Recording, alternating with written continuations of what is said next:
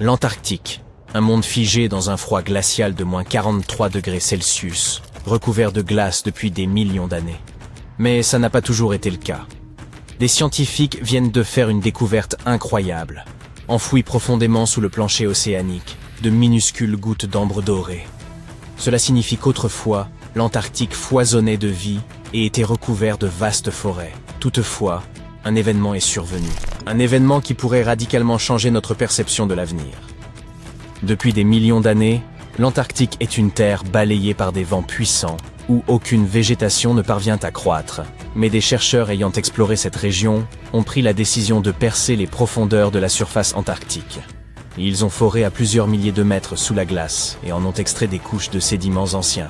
C'est là, piégés dans le temps, qu'ils ont découvert ces fragments d'ambre.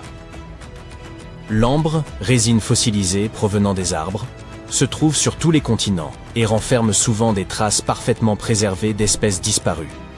Des insectes figés dans leur vol, du pollen congelé dans le temps. Ces gouttes dorées peuvent conserver d'anciens et minuscules écosystèmes. Sur tous les continents, mais pas en Antarctique jusqu'alors. La minuscule gouttelette découverte, mesurant entre 0,5 et 1 mm, aussi petite qu'un grain de sable, mais d'une importance capitale, s'était écoulée de l'écorce d'un arbre il y a environ 90 millions d'années. Ce qui est encore plus fascinant, c'est que l'ambre ne se forme que dans certaines espèces d'arbres. Celles qui prospèrent dans les forêts tropicales humides et tempérées ou dans les jungles. C'est alors qu'une révélation s'est imposée. L'Antarctique était autrefois une forêt tropicale. Ces minuscules fragments d'ambre, visibles uniquement au microscope, nous racontent l'histoire vivante d'un écosystème florissant. Il y a environ 90 millions d'années, pendant la période du Crétacé, lorsque les dinosaures dominaient la Terre, l'Antarctique devait être recouvert de forêts denses et marécageuses, peuplées de conifères majestueux, de fougères et de plantes anciennes. Certains de ces fragments montraient des signes de dommages, indiquant que les arbres à l'origine de ces gouttes avaient été endommagés, probablement par des incendies ou des parasites. En dépit de tout cela, et malgré les millions d'années passées dans les fonds marins, cet ambre a étonnamment bien résisté.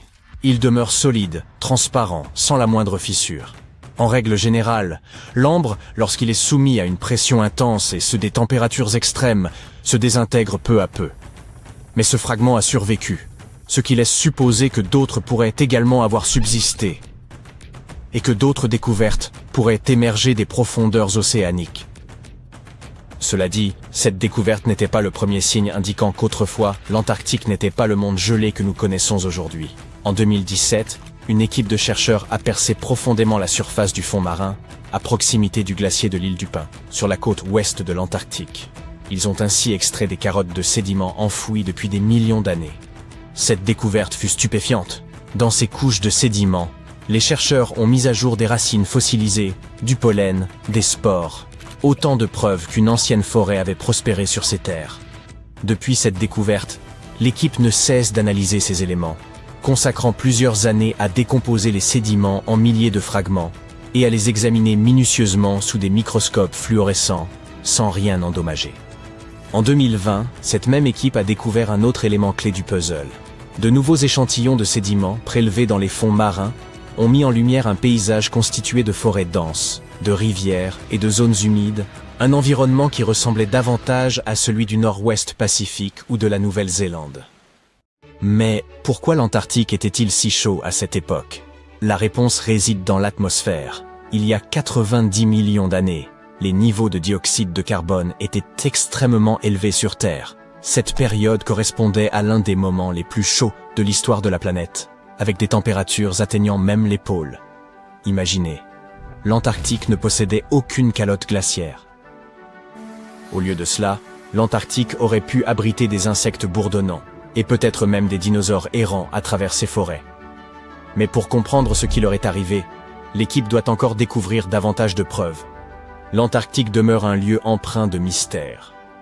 Sa couverture neigeuse et glacée rend son étude difficile, au point que nous ignorons même sa véritable forme et ses dimensions. Certaines zones de la calotte glaciaire mesurent près de 5 km d'épaisseur, l'équivalent de la moitié de la profondeur de la fosse des Mariannes. la plus profonde fosse océanique de la planète. Heureusement, la neige possède une qualité remarquable. Elle parvient à figer le temps avec une parfaite précision. Couche après couche, année après année, elle ensevelit le passé naturel, agissant comme une capsule temporelle.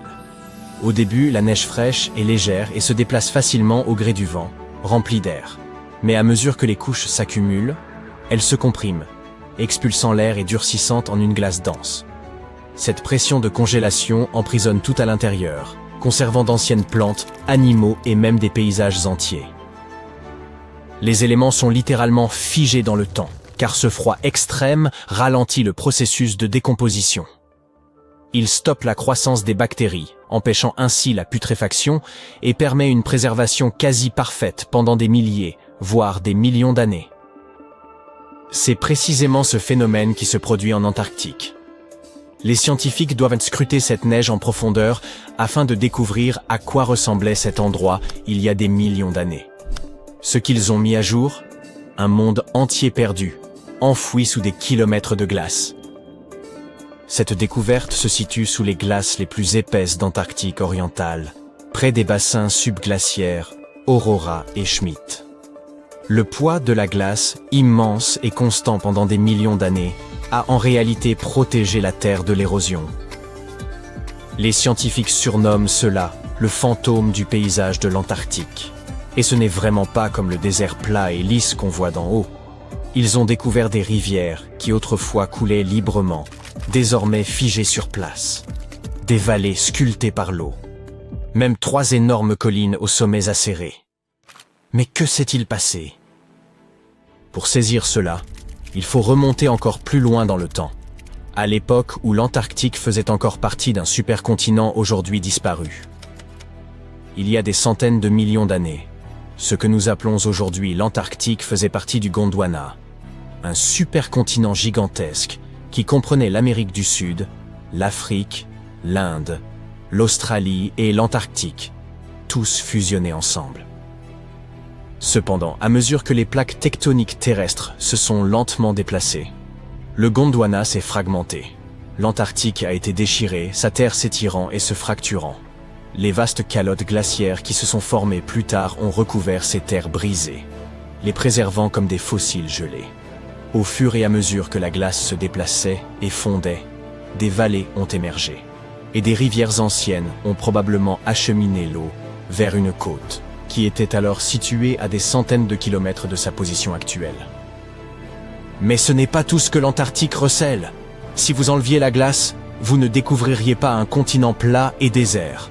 Vous verriez un paysage spectaculaire, des montagnes majestueuses, des vallées profondes et même des volcans en activité. En Antarctique occidentale, au moins 138 volcans sont enfouis sous les glaces. L'un d'eux, le mont Erebus, est encore actif. Et à l'intérieur, il possède des grottes volcaniques suffisamment chaudes pour s'y promener en t-shirt. Ah, et si cela ne vous semblait pas déjà assez étrange, Erebus crache aussi de l'or. Oui, de véritables particules d'or provenant des profondeurs de la Terre.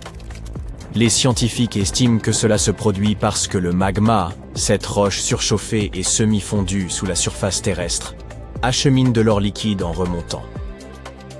Chaque jour, Erebus libère environ 90 grammes d'or, ce qui équivaut à environ 6 000 € par jour. En une année, cela représente 29 kg, soit plus de 2 millions d'euros qui partent en fumée. Malheureusement, avant d'attraper nos pelles, il faut se rappeler que ce sont des particules microscopiques.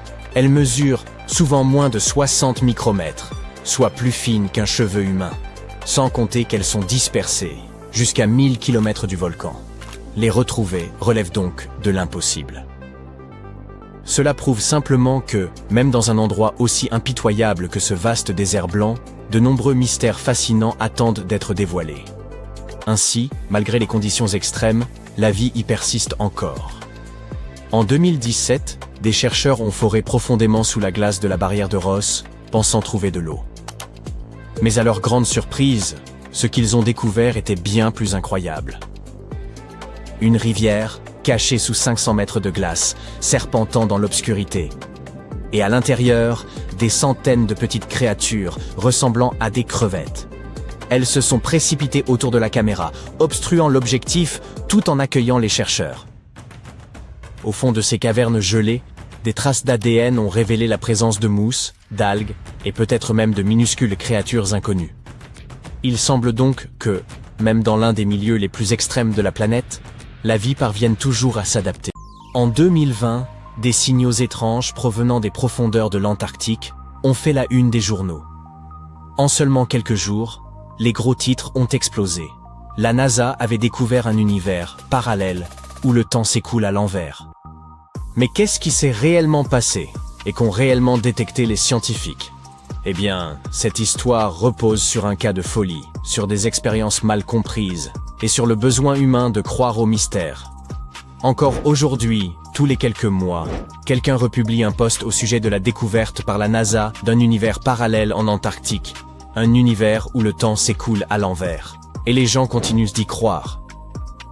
Mais non, la NASA n'a pas trouvé de monde miroir sous le pôle sud, ni aucune sorte de réalité inversée où les gens vieillissent à l'envers ou parlent en phrases rembobinées. Cependant, ils ont trouvé quelque chose de curieux. Voici ce qui s'est réellement passé. Des scientifiques survolaient l'Antarctique avec un instrument étrange appelé ANITA. C'est l'abréviation de Antarctic Impulsive Transient Antenna.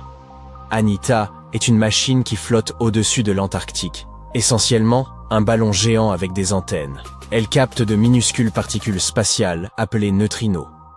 Les neutrinos sont extrêmement petits et presque fantomatiques. Ils n'ont presque pas de masse et traversent la matière comme si elle n'existait pas, même des planètes entières.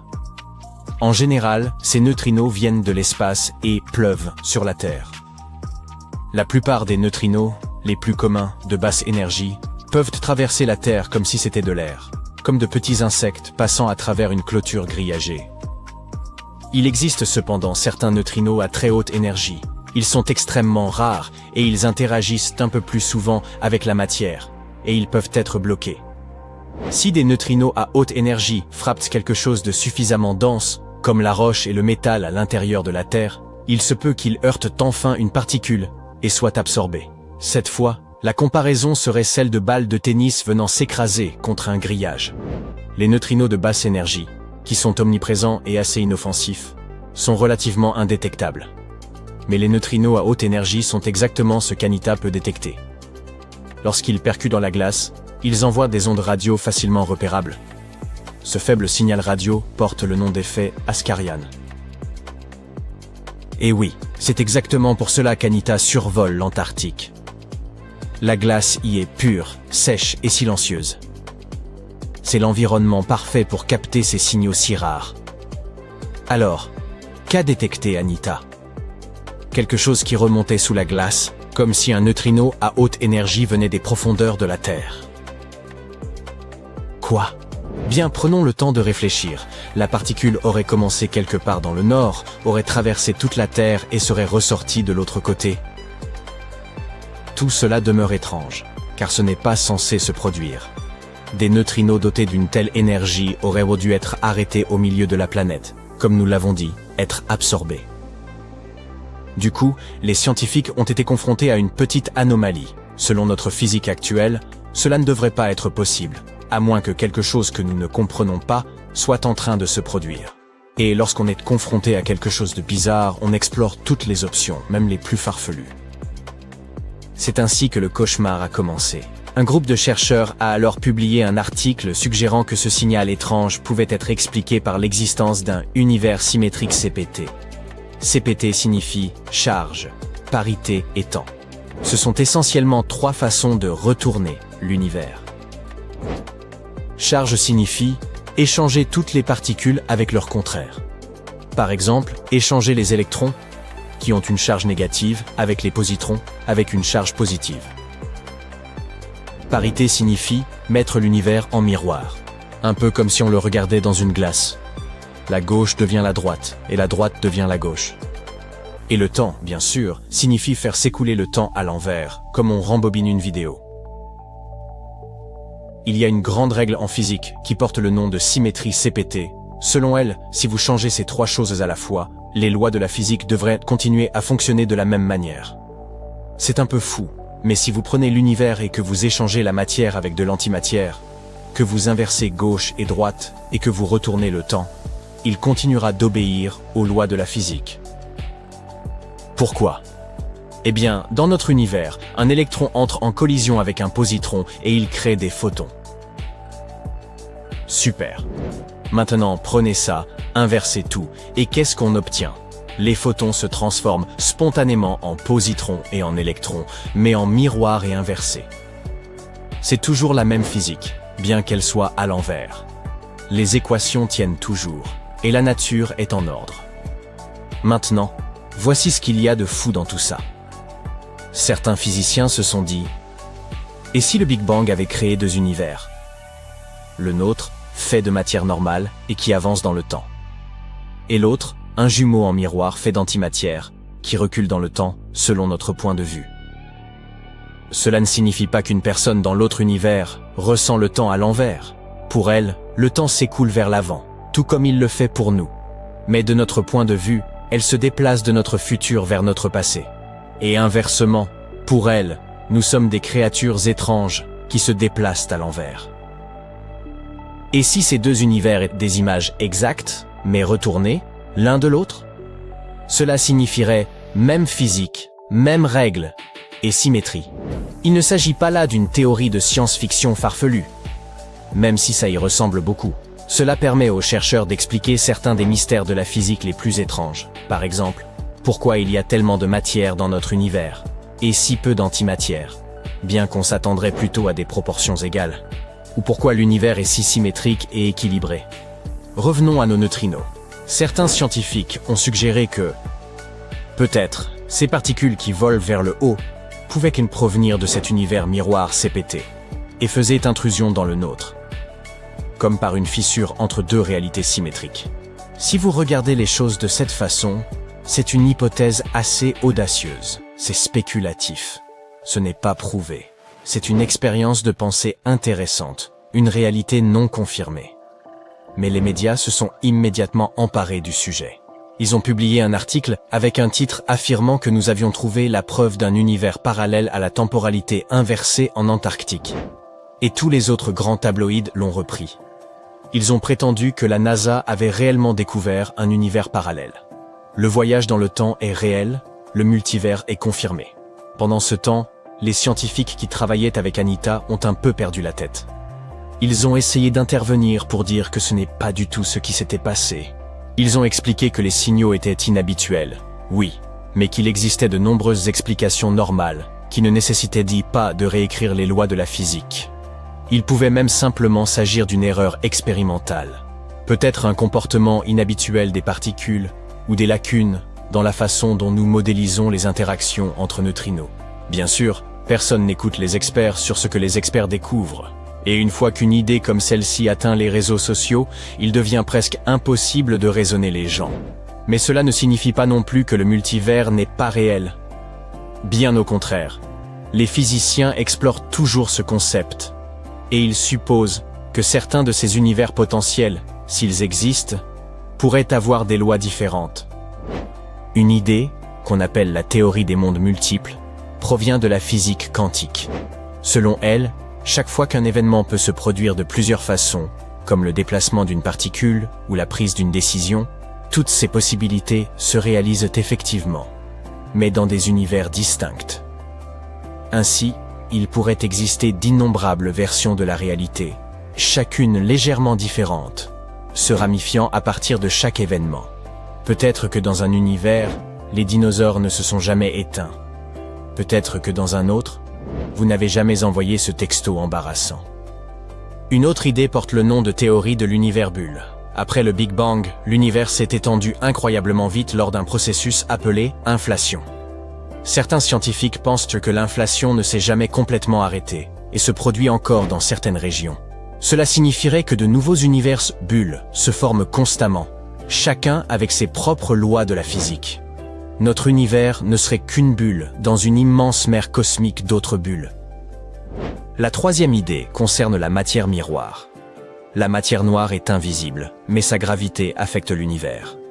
Certains scientifiques pensent qu'elle pourrait être constituée de particules similaires à celles qui composent la matière ordinaire, mais qui nous sont simplement cachées. Cette matière de l'ombre pourrait être à l'origine de galaxies entières et invisibles, et même de formes de vie, le tout coexistant juste à côté de nous. Peut-être ne pouvons-nous tout simplement pas la détecter autrement que par la gravité, pour l'instant. Mais en physique, il ne s'agit là que de théories, de possibilités mathématiques. Nous n'avons aucune preuve directe que ce soit réel. Mais si nous en trouvions une, espérons seulement que ce ne sera pas le scénario du garçon qui criait au loup.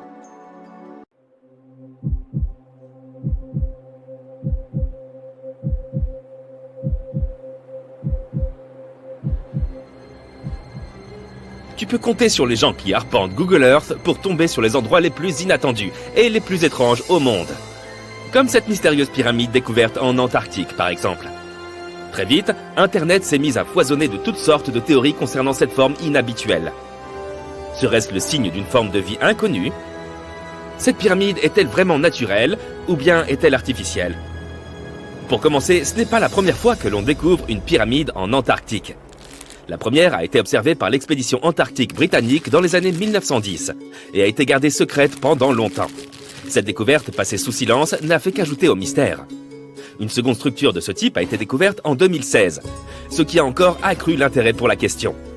Le mystère a été assez vite décrypté par les scientifiques. Ces formations sont tout simplement des montagnes. Elles se situent près des monts Ellsworth, une chaîne de plus de 400 km de long. Donc ce sont juste des pics montagneux qui ont percé la couche de glace. Quant à leur forme particulière, il s'agit juste d'une coïncidence. On trouve des pyramides partout dans la nature. Le mont Cervin dans les Alpes et le mont Búlandstindur en Islande, par exemple, sont assez similaires en termes de forme. Le nom officiel de pareils pics est Nunatak, c'est-à-dire des pics rocheux qui émergent d'un glacier ou d'une couche de glace. L'Antarctique a des caractéristiques encore bien plus stupéfiantes, comme le fait qu'il abrite 60 à 90% de l'eau douce du monde. C'est parce que sa couche de glace est la plus vaste de notre planète, s'étendant sur 14 millions de kilomètres carrés. On t'épargne les calculs, mais cela ne laisse qu'1% du continent dépourvu de glace. La glace de l'Antarctique atteint 4,5 km d'épaisseur à son point le plus profond, soit la moitié de la hauteur du mont Everest. Si elle venait à fondre complètement, le niveau de la mer s'élèverait d'environ 60 mètres. Mais il n'a pas toujours fait aussi froid ici. À un certain moment de l'histoire de notre planète, l'Antarctique présentait les mêmes températures moyennes que la ville de Melbourne aujourd'hui. Il a fallu beaucoup de recherches, mais les scientifiques ont découvert que les températures de l'Antarctique pouvaient atteindre jusqu'à 17 degrés Celsius. Bien sûr, c'était il y a 40 à 50 millions d'années. Mais si tu y réfléchis, c'était à la même époque que les dinosaures parcouraient notre Terre. Le temps s'écoule aussi différemment sur ce continent glacé. Toutes les lignes de longitude qui nous aident à calculer les différents fuseaux horaires fusionnent en un seul point, au pôle sud. Ici, le jour dure 6 mois en été, suivi de 6 mois d'obscurité totale pendant la saison froide.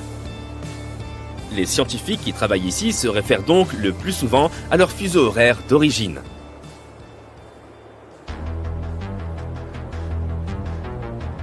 Les chutes de sang ne sont pas un vulgaire chapitre d'un film d'épouvante, mais simplement une série de chutes d'eau situées dans l'une des régions les plus sèches de l'Antarctique.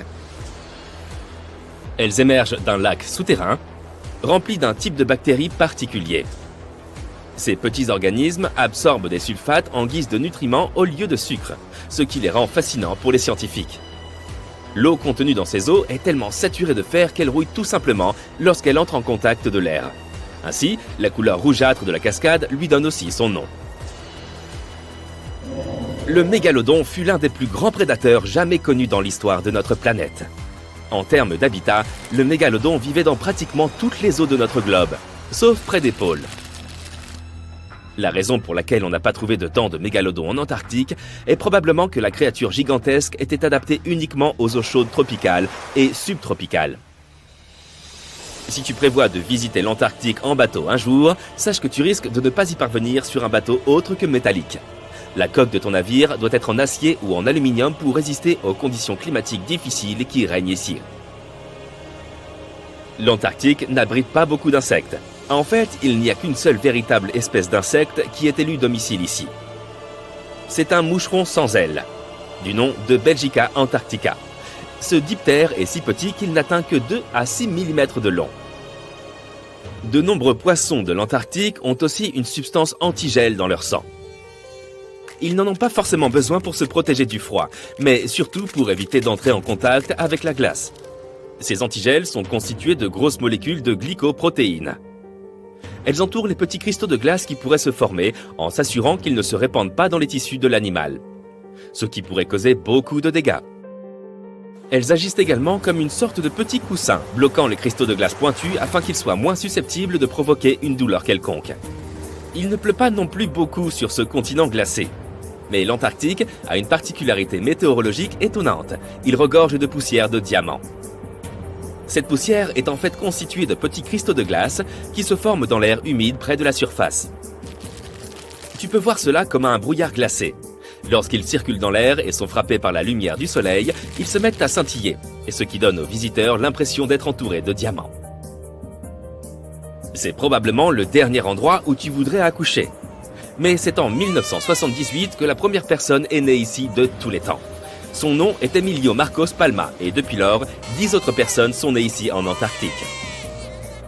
Il se trouve un lac sur ce continent glacé qui est tellement saturé de sel qu'il lui est impossible de geler, même si les températures peuvent descendre jusqu'à moins 15 degrés Celsius. C'est parce que l'eau pure gèle à 0 degrés Celsius. L'eau qui contient du sel, ou toute autre substance d'ailleurs, gèlera quand même, mais à une température bien plus basse. Cette température inférieure est variable en fonction de la substance elle-même et de la quantité qui s'en trouve dans l'eau. L'Antarctique fut le dernier continent à être découvert officiellement. Il est resté complètement inexploré jusque dans les années 1920. Mais il aura fallu 20 ans de plus pour confirmer qu'il s'agissait bien d'un continent et pas seulement d'un amas d'îles glacées. Ce n'est pas parce qu'il fait très froid ici que tu ne peux pas y avoir de rendez-vous galant. Une nuit de décembre, un scientifique américain en poste en Antarctique s'est connecté à une application de rencontre, simplement par curiosité. Il était certain qu'aucun autre profil n'apparaîtrait, mais à sa grande surprise, il a trouvé quelqu'un assez rapidement. Une autre chercheuse qui était postée à seulement 45 minutes de là et qui se trouvait en hélicoptère bien sûr. Ils ont fini par se rencontrer et ont ainsi eu le premier encart en Antarctique jamais enregistré. Hormis la glace, ce continent possède quelque chose d'autre en bien plus grande abondance que n'importe quel autre endroit sur Terre. Des météorites. Si l'on se réfère aux recherches effectuées par les scientifiques, les météorites ont les mêmes chances d'atteindre n'importe quel point de notre planète. Cependant, une fois qu'elles ont traversé notre atmosphère, la situation se complique un peu. C'est parce que les différents climats de notre planète, comme ceux que l'on trouve près des jungles, ont beaucoup d'humidité et d'oxygène, capables de corroder la plupart des météorites. Le climat de l'Antarctique est vraiment sec, et donc la possibilité que les météorites s'y corrodent est faible, voire carrément nulle. De plus, il est beaucoup plus facile de repérer ces roches sur la surface blanche et glacée de ce désert que dans n'importe quel autre endroit sur Terre. Si le froid ne te fait pas peur, tu vas sûrement flipper quand tu entendras parler des vents qui règnent ici. C'est parce que l'Antarctique est essentiellement l'endroit le plus venteux de la planète. On a rapporté que la vitesse des vents ici pouvait même atteindre les 320 km/h. Tu sais, la NASA n'explore pas seulement les étoiles, les planètes, les galaxies et les trous noirs. C'est difficile à croire, mais c'est vrai. L'agence américaine fait aussi des découvertes ici, sur notre planète. Alors, qu'est-ce que la NASA a découvert récemment? Y a-t-il de la vie sous la glace? Après avoir analysé des données, ils ont révélé que quelque chose d'incroyable se cachait sous la glace de l'Antarctique. Et cette découverte ne change pas seulement tout ce que nous savions sur l'ensemble du système hydrique de la Terre, mais elle pourrait aussi aider dans nos recherches sur la vie dans l'espace. L'existence de l'humanité pourrait dépendre de notre compréhension de l'Antarctique et de ses secrets. Ces récentes découvertes révèlent donc des informations vitales pour notre survie. Mais avant de continuer, voyons ce que tu sais de cet endroit où tout n'est que glace à perte de vue. L'Antarctique est l'un des 7 continents de la planète, situé dans l'hémisphère sud. C'est le 5e plus grand continent en termes de superficie totale. Cela signifie qu'il fait presque 2 fois la taille de l'Australie. Tu veux voir de vrais météorites? Va en Antarctique. Grâce à son climat sec, l'Antarctique est l'un des meilleurs endroits au monde pour observer l'espace. Mais ce qui est encore mieux, c'est que tu peux trouver des météorites dans la surface blanche du continent. Les scientifiques ont déjà extrait environ 45 000 météorites de la glace. Et ils pensent en avoir détecté au moins 300 000 autres. Comme il n'y a pas beaucoup de roches sur ce continent, il est assez facile pour eux de les repérer grâce à leur couleur sombre. L'environnement sec et désertique de l'Antarctique favorise aussi leur préservation, même celles qui sont tombées sur Terre il y a plus d'1 million d'années. Et peux-tu imaginer une activité volcanique en Antarctique? Difficilement. Pourtant, c'est bien l'endroit où le feu rencontre la glace. C'est en Antarctique occidentale que l'activité volcanique est la plus importante. Les scientifiques ont récemment découvert qu'il existe 138 volcans rien que dans cette partie du territoire. Eh oui! Tu crois probablement qu'il fait toujours très froid en Antarctique, mais non. Ces régions côtières peuvent atteindre une température de 10 degrés Celsius. Mais t'es-tu déjà demandé à quoi ressemblerait l'Antarctique s'il n'y avait pas de glace? Cela peut sembler inimaginable maintenant, mais ce continent n'a pas toujours été recouvert de glace. D'accord, c'était il y a 34 millions d'années. Donc jusqu'à présent, personne ne pouvait savoir à quoi ressemblerait sa surface sans la glace. Mais la NASA a remédié à cela. Ils ont créé des simulations informatiques et ont dressé la carte la plus précise du continent à ce jour. Et ce qu'ils y ont vu est incroyable. Le continent n'est pas du tout plat comme on le croyait auparavant.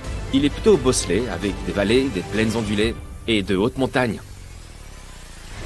Mais ce n'est rien à côté de ce qu'ils ont découvert sous la glace de l'Antarctique.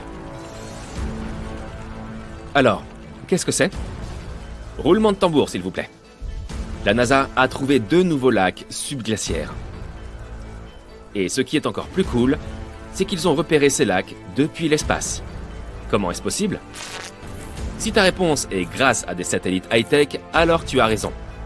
En 2003, la NASA a lancé un satellite appelé IceSat, qui a mesuré la masse de la calotte glaciaire et la hauteur des nuages et des aérosols. Le satellite a aussi permis de créer cette carte de l'Antarctique sans glace. En 2010, l'Agence spatiale européenne a lancé un deuxième satellite, Cryosat 2. Son objectif, suivre les changements d'épaisseur de la glace. Puis, en 2018, la NASA en a lancé un troisième, IceSat 2, pour prendre la relève d'IceSat. Il a mesuré l'élévation de la calotte glaciaire et l'épaisseur de la glace de mer. Il s'agissait du laser d'observation de la Terre le plus avancé de la NASA. Il a fourni des données de la plus haute précision. Et lorsque ces données ont été combinées avec celles des autres satellites, il a été possible de repérer ces 2 nouveaux lacs près de 2 autres de plus grande taille. Mais d'abord, comment est-il possible que ces lacs existent? L'épaisseur moyenne de la plupart des glaces de l'Antarctique est d'environ 1,9 km. Cependant, elle peut atteindre plus de 2,8 km d'épaisseur à certains endroits, surtout en hiver. On pourrait donc se dire qu'il n'y a rien en dessous. Mais la science nous dit le contraire. Ce n'est pas vraiment visible à l'œil nu. Pourtant, la glace du continent s'écoule lentement, mais constamment, et ce dans différentes directions sous la pression de sa propre masse. Mais pendant de nombreuses années, les scientifiques ne comprenaient pas comment l'eau se déplaçait. Cela a commencé à changer en 2007, lorsque les données recueillies par l'IceSat ont permis de comprendre ce qui se cache sous la surface. Ils ont découvert pour la première fois un réseau de lacs d'eau de fonte, tous connectés sous les courants de glace rapide de l'Antarctique. Et il y en avait des centaines. La glaciologue Hélène Amanda Fricker de la Scripps Institution of Oceanography a émis l'hypothèse que les changements d'élévation mesurés par l'IceSat se produisaient en raison de la dynamique de ces lacs. Ils ne retenaient pas l'eau de fonte de façon statique. Au lieu de cela, ils se remplissaient et se vidaient continuellement au fil du temps grâce à un système de canaux. Et au fur et à mesure, la glace au-dessus se soulevait et s'effondrait. Mais où allait toute cette eau? Dans l'océan, bien sûr. Et il s'en écoule beaucoup. Une étude récente, coécrite par Fricker, a révélé que l'écoulement des eaux d'un lac déverse pas moins de 750 milliards de litres dans l'océan en seulement 3 jours. D'innombrables mystères concernant les phénomènes naturels attendent encore d'être résolus. Mais la découverte de ces 2 nouveaux lacs donne aux scientifiques une meilleure idée de la vitesse à laquelle la calotte glaciaire de l'Antarctique se modifie à mesure que le climat se réchauffe, ainsi que de la façon dont cela affecte les courants océaniques et l'élévation du niveau de la mer. Le cycle de remplissage et d'écoulement des lacs provoque également des fissures et des crevasses sur la couche de glace. Les informations que les chercheurs trouveront dans ces nouveaux lacs leur permettront donc de mieux comprendre ce qui se passe à la surface de la glace. Ils pourront aussi évaluer comment ce système de remplissage et d'écoulement influence la vitesse à laquelle la glace glisse dans les océans et les mers. Et cela signifie qu'ils pourront évaluer comment l'eau douce ajoutée peut modifier les écosystèmes marins. Cette découverte peut également nous permettre de savoir si la vie existe sous la glace. Génial! Les scientifiques ont foré à environ 1068 mètres dans la glace et ont découvert que les échantillons d'eau prélevés dans l'un des lacs contenaient environ 10 000 cellules bactériennes par millilitre. Un nombre aussi élevé de vie bactérienne est un bon signe, car cela signifie que les eaux glacées pourraient aussi abriter ces formes de vie plus développées, comme des micro-animaux. Et l'un de ces nouveaux lacs pourrait même être l'endroit où ils vivent. Mais le plus fascinant, c'est que ces nouveaux lacs pourraient les aider à comprendre si la vie est possible sur d'autres planètes. Les scientifiques pensent que la vie sous la surface gelée de la planète Mars, s'il y en a, pourrait correspondre au modèle observé dans les lacs de l'Antarctique. Il est donc possible qu'ils trouvent de nouvelles informations cruciales sur le type de vie qui a pu exister sur la planète rouge. Mais les hivers y sont plutôt rudes. La température la plus basse sur Terre est de moins 89,2 degrés Celsius. En 2010, la température est même tombée à moins 93,2 degrés Celsius. Et le ressenti de ce froid est bien pire en raison des vents forts et secs. Savais-tu que la superficie de la glace de l'Antarctique change aussi tout au long de l'année? Elle fait environ 3 millions de kilomètres carrés en été. Mais en hiver, elle atteint 19 millions de kilomètres carrés. Pourtant, malgré ces changements, elle reste le plus grand morceau de glace existant sur Terre. Désolé l'Arctique, c'était bien tenté. Tu as déjà vu des manchots? Eh bien, ces animaux sont les maîtres des lieux, car il n'y a pas de peuple indigène en Antarctique. C'est un no man's land, et aucun pays ne le possède. Sa véritable population est constituée de 5 espèces différentes de manchots, de phoques et d'orques. Malgré les conditions difficiles sur ce continent, tu peux aller y pêcher en touriste et y faire des recherches. Environ 5000 personnes résident sur le continent pendant l'été dans des stations de recherche. Mais quand l'hiver arrive, ce nombre diminue bien entendu, jusqu'à un petit millier. Enfin, la couche de glace de l'Antarctique représente 70% des réserves en eau douce de la planète. Imagine ce qui se passerait si elle fondait. Le niveau des mers, partout dans le monde, augmenterait de près de 60 mètres. Une immense étendue de neige immaculée, des vents mordants, des paysages sans vie et d'étranges signaux inquiétants semblant surgir des profondeurs de la Terre. Ces impulsions radio apparaissent en Antarctique et nul ne parvient à déterminer ce qu'elles sont ni d'où elles proviennent. En réalité, les scientifiques conduisent une expérience baptisée ANITA, acronyme de Antarctic Impulsive Transient Antenna. Il s'agit d'un ensemble de détecteurs solidement fixés à d'immenses ballons, lesquels dérivent à très haute altitude au-dessus du pôle sud. Leur mission consiste à repérer des neutrinos d'énergie extrêmement élevés, précisément lorsqu'ils heurtent la glace, et génèrent une brève mais intense émission d'ondes radio. Les neutrinos sont de minuscules particules, presque dépourvues de masse et totalement privées de charge électrique. Ils sont omniprésents. Des milliards d'entre eux traversent votre corps chaque seconde, y compris pendant que vous regardez cette vidéo. Leur origine est variée. Ils proviennent du Soleil, d'étoiles en pleine explosion, des profondeurs de l'espace, et même du sol sous vos pieds. Le Soleil en émet en continu lorsqu'il transforme l'hydrogène en hélium. Les étoiles mourantes libèrent, lors des supernovae, d'énormes bouffées de neutrinos. Lorsque des rayons cosmiques très énergétiques frappent l'atmosphère terrestre, ils produisent également de nouveaux neutrinos qui retombent ensuite vers la surface. Certains naissent même de la désintégration de matériaux radioactifs au cœur de la Terre. Les plus anciens d'entre eux parcourent l'univers depuis le Big Bang. Pourtant, ils restent presque indétectables, car ils interagissent très rarement avec la matière. C'est pour cette raison que les scientifiques ont recours à des dispositifs aussi spectaculaires qu'ANITA, afin d'espérer en intercepter ne serait-ce que quelques-uns. Mais revenons à ce jour fatidique où tout a changé. Normalement, les signaux radio produits par les neutrinos rebondissent sur la glace et se propagent vers le haut, exactement là où ANITA peut les détecter. C'est précisément l'objectif de l'expérience. Étudier les neutrinos afin d'en apprendre davantage sur des événements cosmiques lointains, comme les supernovae ou des phénomènes se produisant à des années-lumière. Pourtant, un événement profondément étrange s'est alors produit. Les détecteurs ont enregistré des ondes radio qui ne rebondissaient pas sur la glace. Elles semblaient provenir de sous l'horizon, comme si elles émergeaient des profondeurs. Or, cela ne devrait tout simplement pas être possible. Selon les lois connues de la physique, un signal ne peut pas remonter à travers de la roche et de la glace solide. L'une des chercheuses, Stephanie Wissel de Penn State, a également indiqué que ces ondes radio arrivaient selon des angles extrêmement abrupts, proches de 30 degrés sous la surface. La seule manière d'expliquer cela serait que le signal ait traversé des milliers de kilomètres de roches solides avant d'atteindre le détecteur. Mais dans ce cas, la roche aurait dû l'absorber entièrement. Quelque chose ne concordait donc pas. L'équipe a effectué l'ensemble des calculs possibles, sans obtenir de réponse claire. Pour les chercheurs, le problème restait néanmoins intéressant, puisqu'ils ignoraient toujours la nature exacte de ces anomalies. Ce qu'ils savaient en revanche, c'est qu'il ne s'agissait probablement pas de neutrinos. En effet, lorsqu'un neutrino est détecté, cela signifie qu'il a parcouru une distance prodigieuse sans interagir avec quoi que ce soit, peut-être depuis la limite de l'univers observable. Or, ce qu'Anita a détecté ne se comporte pas comme un phénomène déjà observé par les scientifiques. Cela pourrait indiquer l'existence d'un type de particule entièrement nouveau, ou bien révéler un processus encore incompris.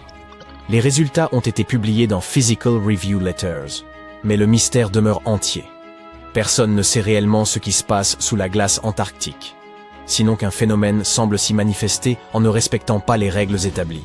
Si les scientifiques parviennent effectivement à détecter et à localiser l'origine de ces particules ultra rapides, ils pourront en apprendre énormément sur l'univers, bien plus que ce que même les plus grands et les plus coûteux télescopes permettent.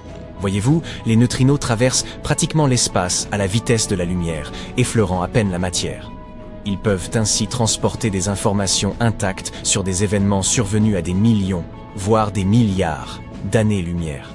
C'est pourquoi Wissel et de nombreux chercheurs à travers le monde construisent ces détecteurs d'une sensibilité exceptionnelle pour capter les signaux des neutrinos. Même les plus faibles sont essentiels, car un minuscule sursaut de données peut renfermer un véritable trésor d'informations. Les scientifiques conçoivent donc des installations, tant en Antarctique qu'en Amérique du Sud, pour détecter ces particules rares. Anita est l'un de ces détecteurs, et l'Antarctique s'avère l'endroit idéal. Quasi aucun bruit radio, aucune ville, aucun trafic, ni interférences aléatoires. Le dispositif est en réalité fascinant. Il fixe un groupe d'antennes radio à un ballon géant, l'envoie à plusieurs dizaines de kilomètres d'altitude et le laisse flotter au-dessus des étendues infinies de glace éclatantes. De là-haut, il pointe vers le bas, à l'écoute des signaux faibles provenant des profondeurs de la glace. Lorsqu'un de ces neutrinos extrêmement rares, un neutrino tawick, frappe la glace, il engendre une autre particule, le lepton tau. Ce dernier s'échappe ensuite de la glace et commence à se désintégrer, perdant de l'énergie et se fragmentant. Cette désintégration produit ce que l'on appelle une gerbe atmosphérique, comparable à une pluie d'étincelles invisibles dans l'air. Si nous pouvions voir ces cascades, elles ressembleraient à quelqu'un agitant un feu de Bengale dans l'obscurité, laissant derrière lui des traînées lumineuses.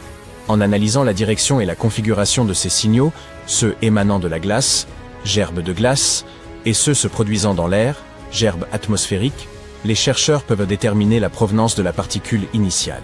En général, c'est extrêmement précis, un peu comme faire rebondir une balle sur le sol. On peut anticiper sa trajectoire. Mais ces nouveaux signaux étranges ne se comportent pas comme prévu. Les angles sont totalement incohérents, bien plus raides que tout ce que les modèles sont capables d'expliquer. L'équipe a donc approfondi son enquête. Tout d'abord, elle a étudié l'intégralité des données issues des multiples vols en ballon d'Anita. Puis, elle les a confrontées à d'innombrables simulations informatiques de rayons cosmiques et de neutrinos, en filtrant tout le bruit de fond habituel. Les résultats ont même été recoupés avec d'autres expériences, comme le détecteur IceCube, également installé en Antarctique, et l'observatoire Pierre Auger, en Argentine. L'objectif était de vérifier si d'autres avaient détecté des gerbes atmosphériques ascendantes similaires. Et devinez quoi? Les événements ont pris une tournure encore plus étrange. Les chercheurs n'ont rien trouvé. Aucun autre détecteur n'avait enregistré quoi que ce soit de susceptible d'expliquer ce qu'Anita avait observé. C'est pourquoi ils ont fini par qualifier l'ensemble de la situation d'anomalie. Cela signifie essentiellement, oui, nous ignorons ce que c'est, mais cela ne se comporte assurément pas comme un neutrino. Wissel a précisé que les signaux ne s'inséraient pas dans le schéma habituel du comportement attendu des particules. Certains ont avancé des hypothèses, peut-être une nouvelle forme de physique, ou un indice de la matière noire. La matière noire est essentiellement cette substance invisible qui empêche l'univers de s'effondrer. Elle est présente partout, nous ne pouvons simplement pas l'apercevoir. Les savants tentent de percer son mystère depuis près d'un siècle, et elle demeure l'une des plus grandes énigmes de la physique. Tout ce que nous observons, comme les étoiles, les planètes, les humains ou même les chiens, ne représente qu'environ 5% de l'univers. La matière noire constitue environ 27%. Le reste étant une entité encore plus énigmatique appelée énergie noire. Les chercheurs estiment que la matière noire confère aux galaxies leur structure et maintient l'ensemble de l'univers comme une sorte de colle cosmique. Sans elle, l'univers serait radicalement différent. Il serait absolument fascinant de confirmer la validité de cette théorie. Toutefois, puisque Ice Cube et OJ n'ont pas détecté les mêmes phénomènes, les hypothèses possibles restent fortement limitées. L'université de Penn State est active dans le domaine de la détection des neutrinos depuis près d'une décennie, construisant des détecteurs et analysant toutes sortes de signaux cosmiques. L'équipe travaille déjà sur leur prochain projet majeur, un détecteur entièrement nouveau, nommé PUO. Il sera plus vaste, plus sensible et nettement plus efficace pour repérer les signaux de ces neutrinos insaisissables. Pour l'heure, ce mystère cosmique persiste et maintient les scientifiques en haleine. Cependant, l'équipe reste optimiste. Une fois PUO et ses capteurs opérationnels, si d'autres anomalies existent, elles seront cette fois détectées. Peut-être découvrirons-nous alors enfin. Bienvenue dans l'un des endroits les plus mystérieux et inexplorés de la planète. Bien, qu'a-t-il donc de si spécial? Il n'y a là que quelques pics glacés et l'immense étendue neigeuse de l'Antarctique. Oui, c'est vrai. Mais il y a aussi un mystère à l'ampleur planétaire. Vous pouvez essayer tant que vous voudrez, vous ne découvrirez pas cette chaîne de montagnes inconnues, un territoire gigantesque et inexploré où aucun humain n'a jamais mis les pieds. Elle se cache en vérité sous une autre couche de montagnes. Un peu comme une poupée russe, mais à l'échelle d'un continent. Ces montagnes conservent les secrets de l'Antarctique. Et ils peuvent nous révéler des choses époustouflantes sur l'histoire de notre planète. Cet immense territoire porte le nom de chaîne Gamburtsev. La couche de glace qui se trouve au-dessus la préserve des phénomènes naturels et de l'action humaine. C'est comme une terre à l'intérieur d'une autre terre. Et elle cache bien plus que des montagnes. On y trouve des vallées, des collines et des plaines. Cette région est similaire aux Alpes, mais malheureusement, nous ne pouvons pas profiter de sa vue.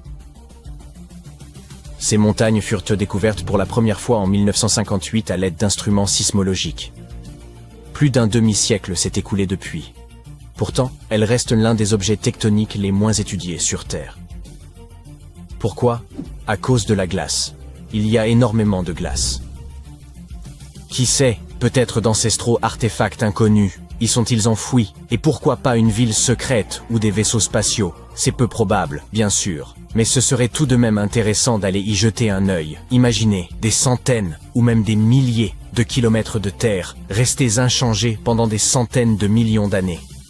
Même si on n'y trouve pas de nouvelles espèces d'animaux ou les vestiges d'une ancienne civilisation, cet endroit a tout de même forcément une histoire. L'histoire de la formation des continents de notre planète. Et les scientifiques ont déjà compris une partie de cette histoire. Ces montagnes enfouies d'Antarctique étaient à l'origine des montagnes ordinaires, mais à la suite d'un événement d'une ampleur inédite, elles se sont simplement... Attendez une minute. Vous êtes-vous déjà demandé comment les chaînes de montagnes se forment? Nous les voyons dans la vie réelle, dans les films, sur Internet, nous les escaladons. Mais comment ont-elles vu le jour? Les montagnes n'ont pourtant pas toujours existé sous cette forme. Elles sont apparues à la suite d'une collision à grande échelle de plaques tectoniques. Deux énormes blocs super solides se déplacent l'un vers l'autre, puis s'écrasent, et boum!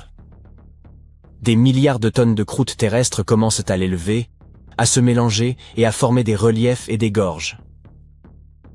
Et le processus peut durer des millions d'années.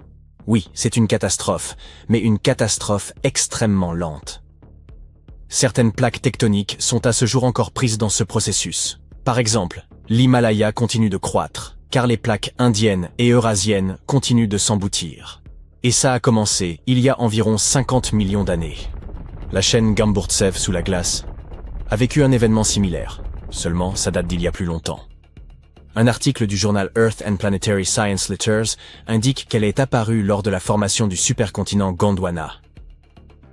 Deux immenses morceaux de terre étaient séparés par un océan sans limite. Mais un jour, il y a environ 700 millions d'années, ils sont entrés en collision et ont formé le Gondwana. Ce supercontinent comprenait les territoires de l'Afrique moderne, de l'Amérique du Sud, de l'Australie, de l'Inde et de l'Antarctique.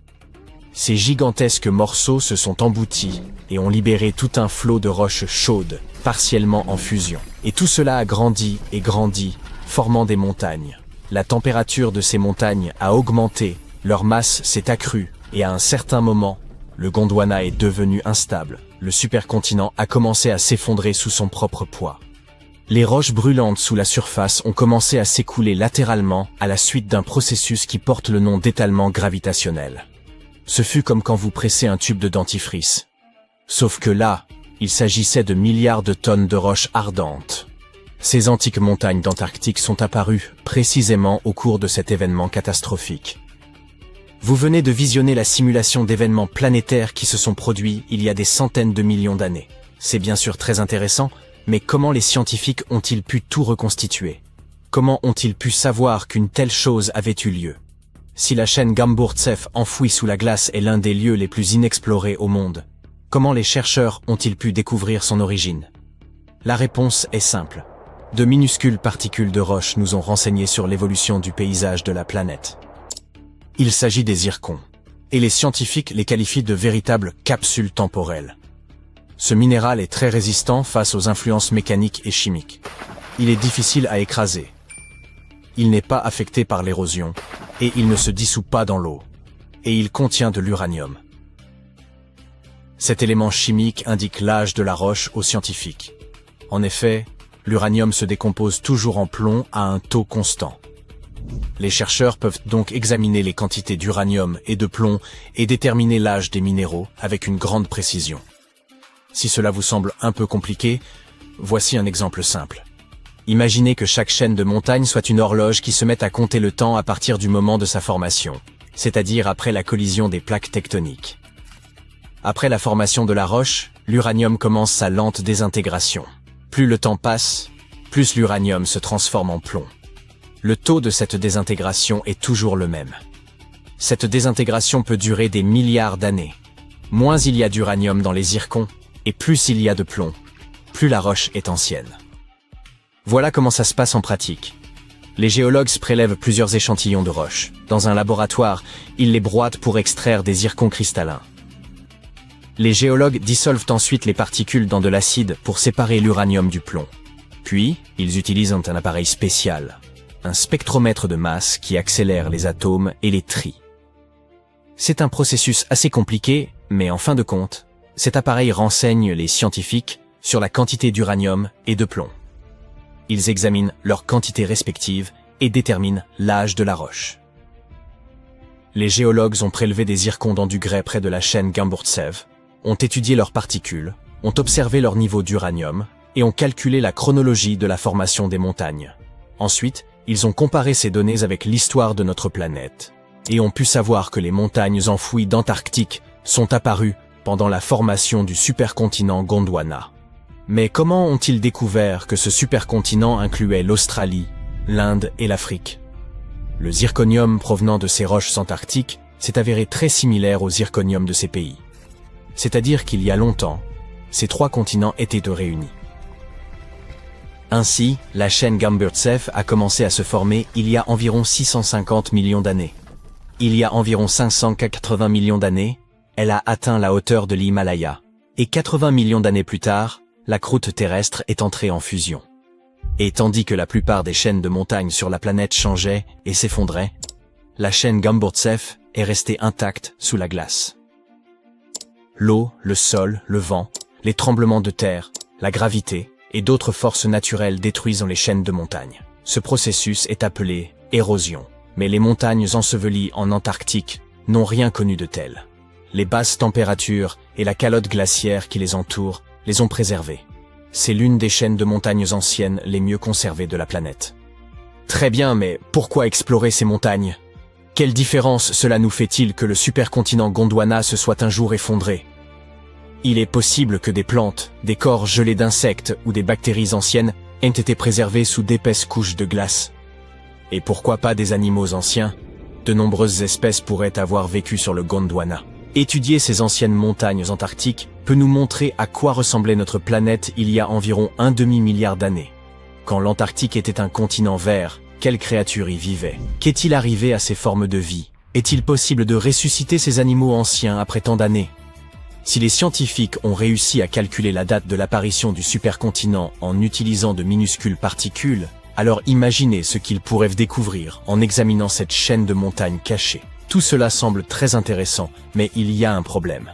Pour extraire un petit morceau de ce monde inconnu, il vous faudrait percer au travers d'immenses couches de glace. Il vous faudrait acheminer des équipements extrêmement lourds vers l'un des continents les plus inaccessibles au monde, construire des stations, obtenir une source d'énergie et mener des recherches à grande échelle. Et cela serait incroyablement coûteux. Par conséquent, ce territoire caché restera probablement un mystère pendant encore longtemps. Espérons juste qu'un milliardaire voudra un jour découvrir les secrets de l'Antarctique et y organiser une expédition de grande envergure. La piraterie glaciaire s'apparente peut-être à Pirates des Caraïbes, mais il faut remplacer les mers tropicales par des eaux glacées et hostiles. Et ici, le capitaine n'est pas Jack Sparrow, mais un gigantesque glacier de l'Antarctique. Voici le glacier Koller Est. Sa surface brillante et paisible paraît inoffensive, mais ne vous y laissez pas tromper. C'est bel et bien un pirate, et un pirate redoutablement efficace. Au lieu de trésors, il dérobe de la glace à ses voisins, à une vitesse inédite, au point de stupéfier les scientifiques. Alors, qu'est-ce que la piraterie glaciaire? Il s'agit d'un phénomène inhabituel. Lorsqu'un glacier commence à s'approprier la glace d'un autre glacier proche. Au lieu de poursuivre calmement sa progression vers la mer, il change brusquement de trajectoire et attire la glace qui appartenait à son voisin. Le glacier pirate accélère. La victime ralentit. Et l'équilibre glaciaire de la région risque d'être totalement perturbé. Ce n'est toutefois pas une découverte entièrement nouvelle. Les scientifiques connaissaient ce comportement singulier depuis un bon moment. Ils pensaient cependant que ce processus s'étendait sur des siècles, voire des millénaires.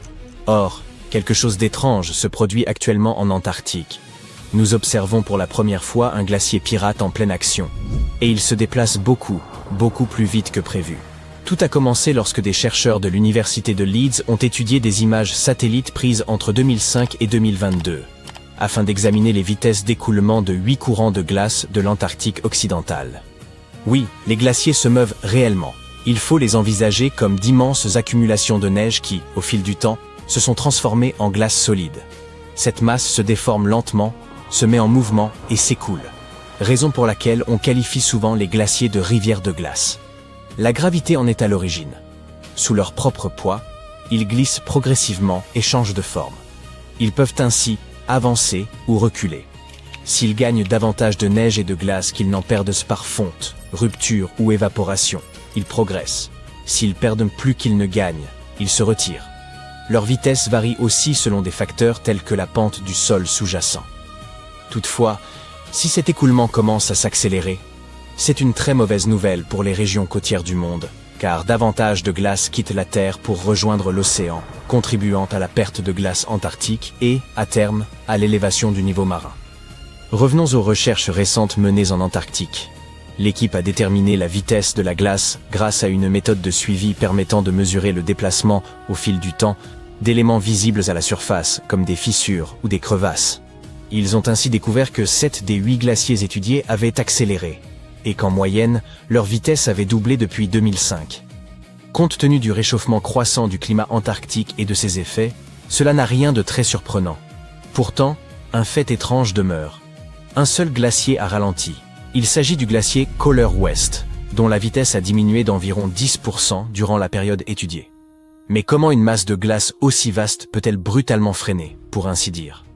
Pour le comprendre, les chercheurs ont observé son environnement et ont identifié le responsable. Le glacier Koller Est. Les spécialistes estiment que Koller West a ralenti parce qu'il s'écoule vers son voisin pirate, le capitaine Barbe Blanche. Enfin, Koller Est. Celui-ci avance bien plus rapidement. En réalité, c'est l'un des glaciers les plus rapides de la région, et sa vitesse a augmenté d'environ 32 mètres par an durant la période étudiée. Cela peut sembler modeste, peut-être même plus lent qu'une tortue, mais pour un glacier, c'est inquiétant. Kohler Est serait l'Usain Bolt des masses de glace, et ce n'est même pas son aspect le plus remarquable. Ce qui est réellement étrange, c'est qu'il a modifié sa direction d'écoulement. Au lieu d'avancer droit devant comme auparavant, il se dirige désormais vers son voisin, Kohler Ouest, et lui prélève de la glace. Les scientifiques pensent que cela se produit parce que la glace fond plus vite à l'endroit où le glacier rencontre l'océan. Cette fonte amincit la glace, et en s'amenuisant, elle modifie le comportement de l'écoulement en amont. Au lieu d'alimenter les deux glaciers de manière équilibrée, une plus grande partie de la glace est désormais canalisée vers Kohler Est. En somme, Kohler Est accélère et change de trajectoire. Il attire ainsi, ou dérobe, la glace de son voisin plus lent. Et soudain, ce glacier mystérieux de l'Antarctique est devenu un véritable pirate des glaces. En réalité, cette piraterie glaciaire n'a rien d'absurde. Elle fait partie du comportement normal des glaciers, lents, spectaculaires et parfois légèrement espiègles. Ce qui stupéfie réellement les chercheurs, c'est la rapidité du phénomène. Ils pensaient qu'il s'agissait d'un processus extrêmement lent, supposé durer des centaines, voire des milliers d'années. Or, celui-ci se déroule en seulement 18 ans. Il s'agit d'une découverte majeure des satellites en Antarctique. En effet, les scientifiques n'ont pu l'identifier que grâce à la mission Copernicus Sentinel-1, une paire de satellites européens utilisant la technologie radar pour observer la surface terrestre. Ils permettent de suivre avec une précision remarquable les évolutions de la glace, des terres et des océans, ce qui en fait des outils parfaits pour comprendre la transformation des régions polaires. Et c'est crucial, car surveiller les zones les plus froides de notre planète devient essentiel pour notre avenir. Or, cette partie précise de l'Antarctique, où se trouvent les glaciers Kohler Ouest et Est, s'amincit plus rapidement que n'importe quel autre. Ces glaciers reculent à une vitesse record. La ligne d'ancrage, c'est-à-dire le point où le glacier cesse de reposer sur la terre ferme pour commencer à flotter sur la mer, se déplace vers l'intérieur. Lorsque cela survient, la calotte glaciaire glisse encore plus vite dans l'océan. Toutefois, selon les chercheurs, les glaciers ne font pas que fondre, ils se réorganisent et se transforment d'une manière totalement nouvelle. Et c'est précisément ce qui se produit avec le glacier Kohler Est. Observer directement un glacier pirate en pleine action a une nouvelle fois bouleversé la vision des chercheurs. Les données récentes sur la piraterie glaciaire révèlent un phénomène inédit.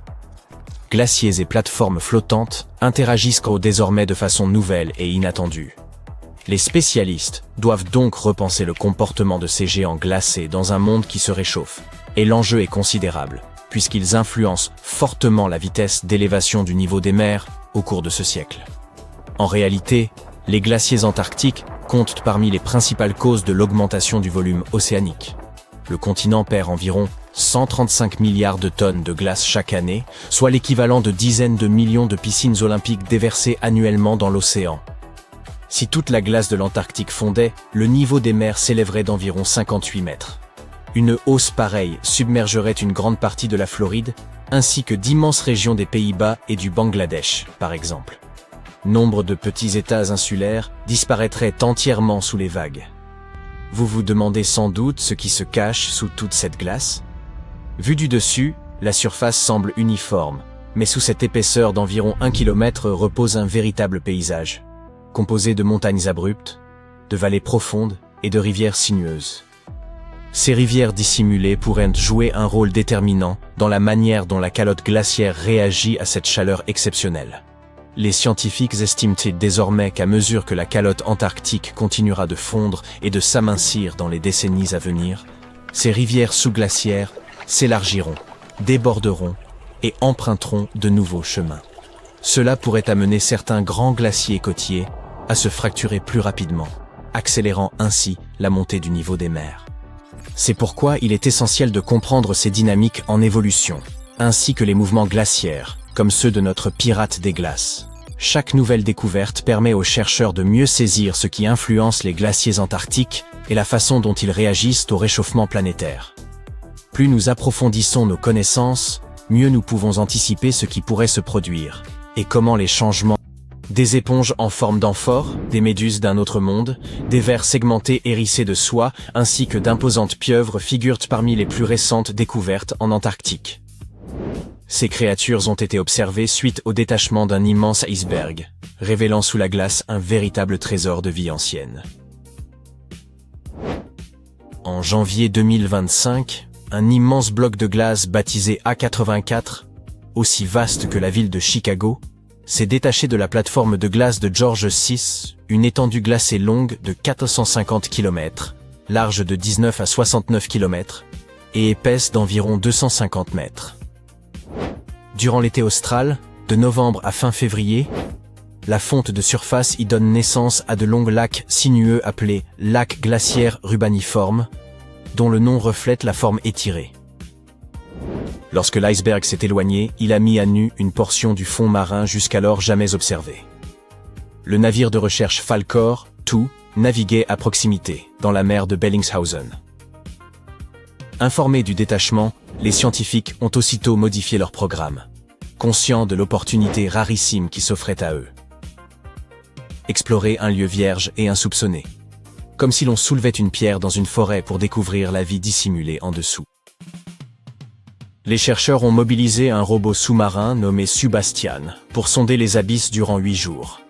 Ils ont atteint des profondeurs dépassant les 1280 mètres. C'est là qu'ils ont mis au jour un écosystème insoupçonné, d'imposants coraux et de vastes éponges, littéralement peuplés d'organismes marins, un monde tapi sous les glaces. Les chercheurs s'attendaient à détecter quelques formes de vie, mais furent stupéfaits par leur abondance. Ces créatures sous-marines anciennes ne se contentaient pas de survivre. Elles prospéraient depuis des siècles dans ce milieu extrême. Anémones semblables à de petits arbres cotonneux, araignées de mer, poissons des glaces, pieuvres. L'expédition fut retransmise en direct à des scientifiques du monde entier. Et ces vidéos sont désormais accessibles librement. Certaines des créatures découvertes semblent appartenir à des espèces nouvelles, ce qui est particulièrement fascinant.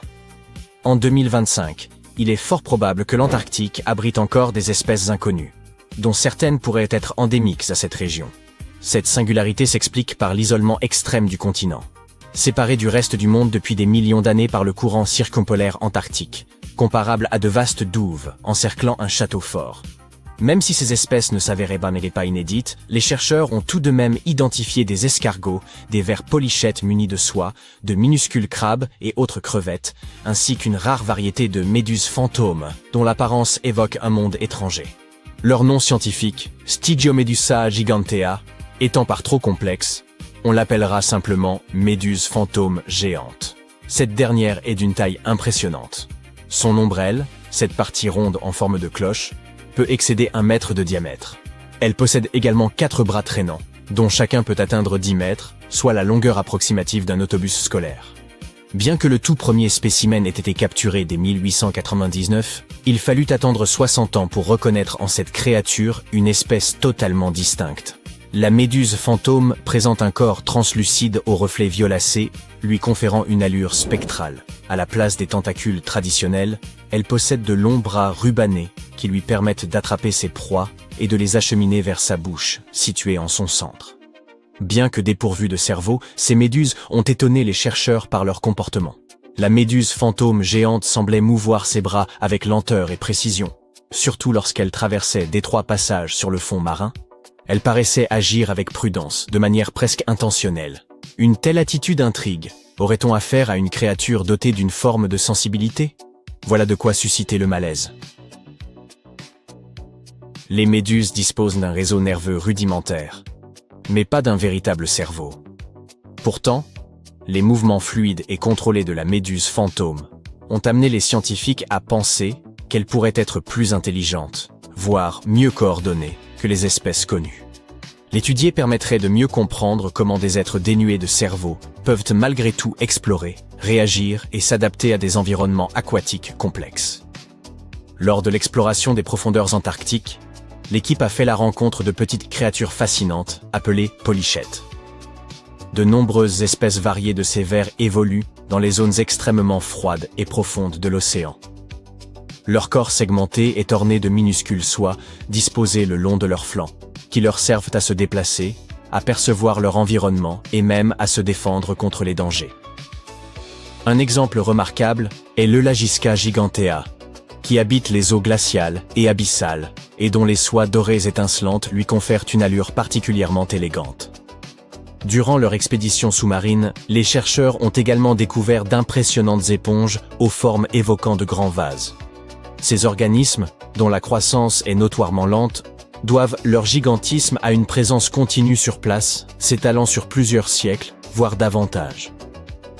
La taille considérable de ces éponges révèle que la faune environnante ne s'est pas installée récemment, mais qu'elle forme, depuis des décennies, des communautés marines pérennes et prospères, dissimulées sous la glace, attestant d'une vie ancienne et résistante à l'âpreté du milieu. Cette découverte a beaucoup surpris les scientifiques. Dans les études précédentes, ils faisaient descendre des caméras par des trous dans la glace ou exploraient des zones d'iceberg longtemps après leur détachement. Et ne voyaient qu'un fond marin nu, presque vide. Mais cette fois-ci, arrivé quelques semaines seulement après le détachement de l'énorme iceberg, l'équipe a découvert ce qui se cachait juste en dessous. Les 14 premiers kilomètres derrière la barrière de glace abritent des écosystèmes riches et animés. Ce milieu sombre, froid et depuis longtemps isolé, accueille pourtant de multiples créatures. Cela prouve que la vie peut survivre dans des lieux que l'on croirait bien trop hostiles ou gelés. En revanche, la présence de cette vie sous la glace ne surprend guère. De nombreux animaux vivent en effet dans des environnements sous-marins, sombres et froids. Il est donc naturel qu'ils habitent également sous cette plateforme glaciaire. La glace les dissimule et les protège des perturbations de surface. Ce qui étonne davantage, c'est la diversité des espèces présentes, malgré l'isolement ancien de ce lieu. Ce milieu ressemble en réalité beaucoup au fond marin des régions antarctiques dépourvues de glace. Comment cela peut-il s'expliquer? Habituellement, de minuscules plantes, les phytoplanctons, prolifèrent près de la surface où la lumière solaire pénètre, fournissant la base de la chaîne alimentaire. De petits crustacés formant le krill se nourrissent de ces plantes la nuit avant de plonger pour acheminer nourriture et nutriments au fond marin. Même leurs déchets participent à l'alimentation de la vie abyssale. Or, la présence d'une calotte glaciaire massive bloque la lumière, empêchant la croissance végétale et la descente du krill. Les scientifiques supposaient alors que la vie y serait moindre. Pourtant, ils y ont découvert une abondance surprenante d'organismes. Il semblerait que la nourriture et les nutriments parviennent à s'infiltrer sous la glace, acheminés par des courants sous-marins semblables à des rivières qui coulent sous l'océan. Les chercheurs ont observé des espèces animales particulièrement âgées, ce qui donne à penser que ces courants, issus pour l'essentiel de la fonte des glaciers, assurent un apport suffisant pour maintenir un écosystème équilibré et dynamique. Personne ne peut prédire avec certitude le sort de cette vie abyssale à présent que l'iceberg s'est éloigné. Ces organismes ont vécu sous une couche épaisse et stable de glace pendant une période indéterminée, dans des conditions d'obscurité totale et d'immobilité. Il est évident qu'ils ne sont guère enclins au changement. La disparition de ce toit glacé pourrait dès lors bouleverser profondément leur environnement. L'un des chercheurs a rappelé que la plateforme glaciaire à l'origine de l'iceberg avait reculé d'environ 40 km en un demi-siècle. Ce retrait s'inscrit dans un phénomène plus large. L'Antarctique fond à un rythme croissant, ce qui contribue à l'élévation du niveau des mers à l'échelle planétaire. C'est ce qui confère à cette découverte son importance capitale. L'équipe cherche à comprendre non seulement ce qui se passe à l'instant présent, mais aussi comment cet écosystème dissimulé s'inscrit dans un cadre plus vaste. En étudiant son évolution sur plusieurs décennies, voire davantage, nous pourrions peut-être anticiper ce qui nous attend. N'est-il pas remarquable que la rupture d'une masse de glace puisse livrer de telles révélations? Contemplez ces vastes forêts de conifères et cette toundra verdoyante. Un véritable enchantement. Vous pourriez facilement croire qu'il s'agit du Canada, mais détrompez-vous.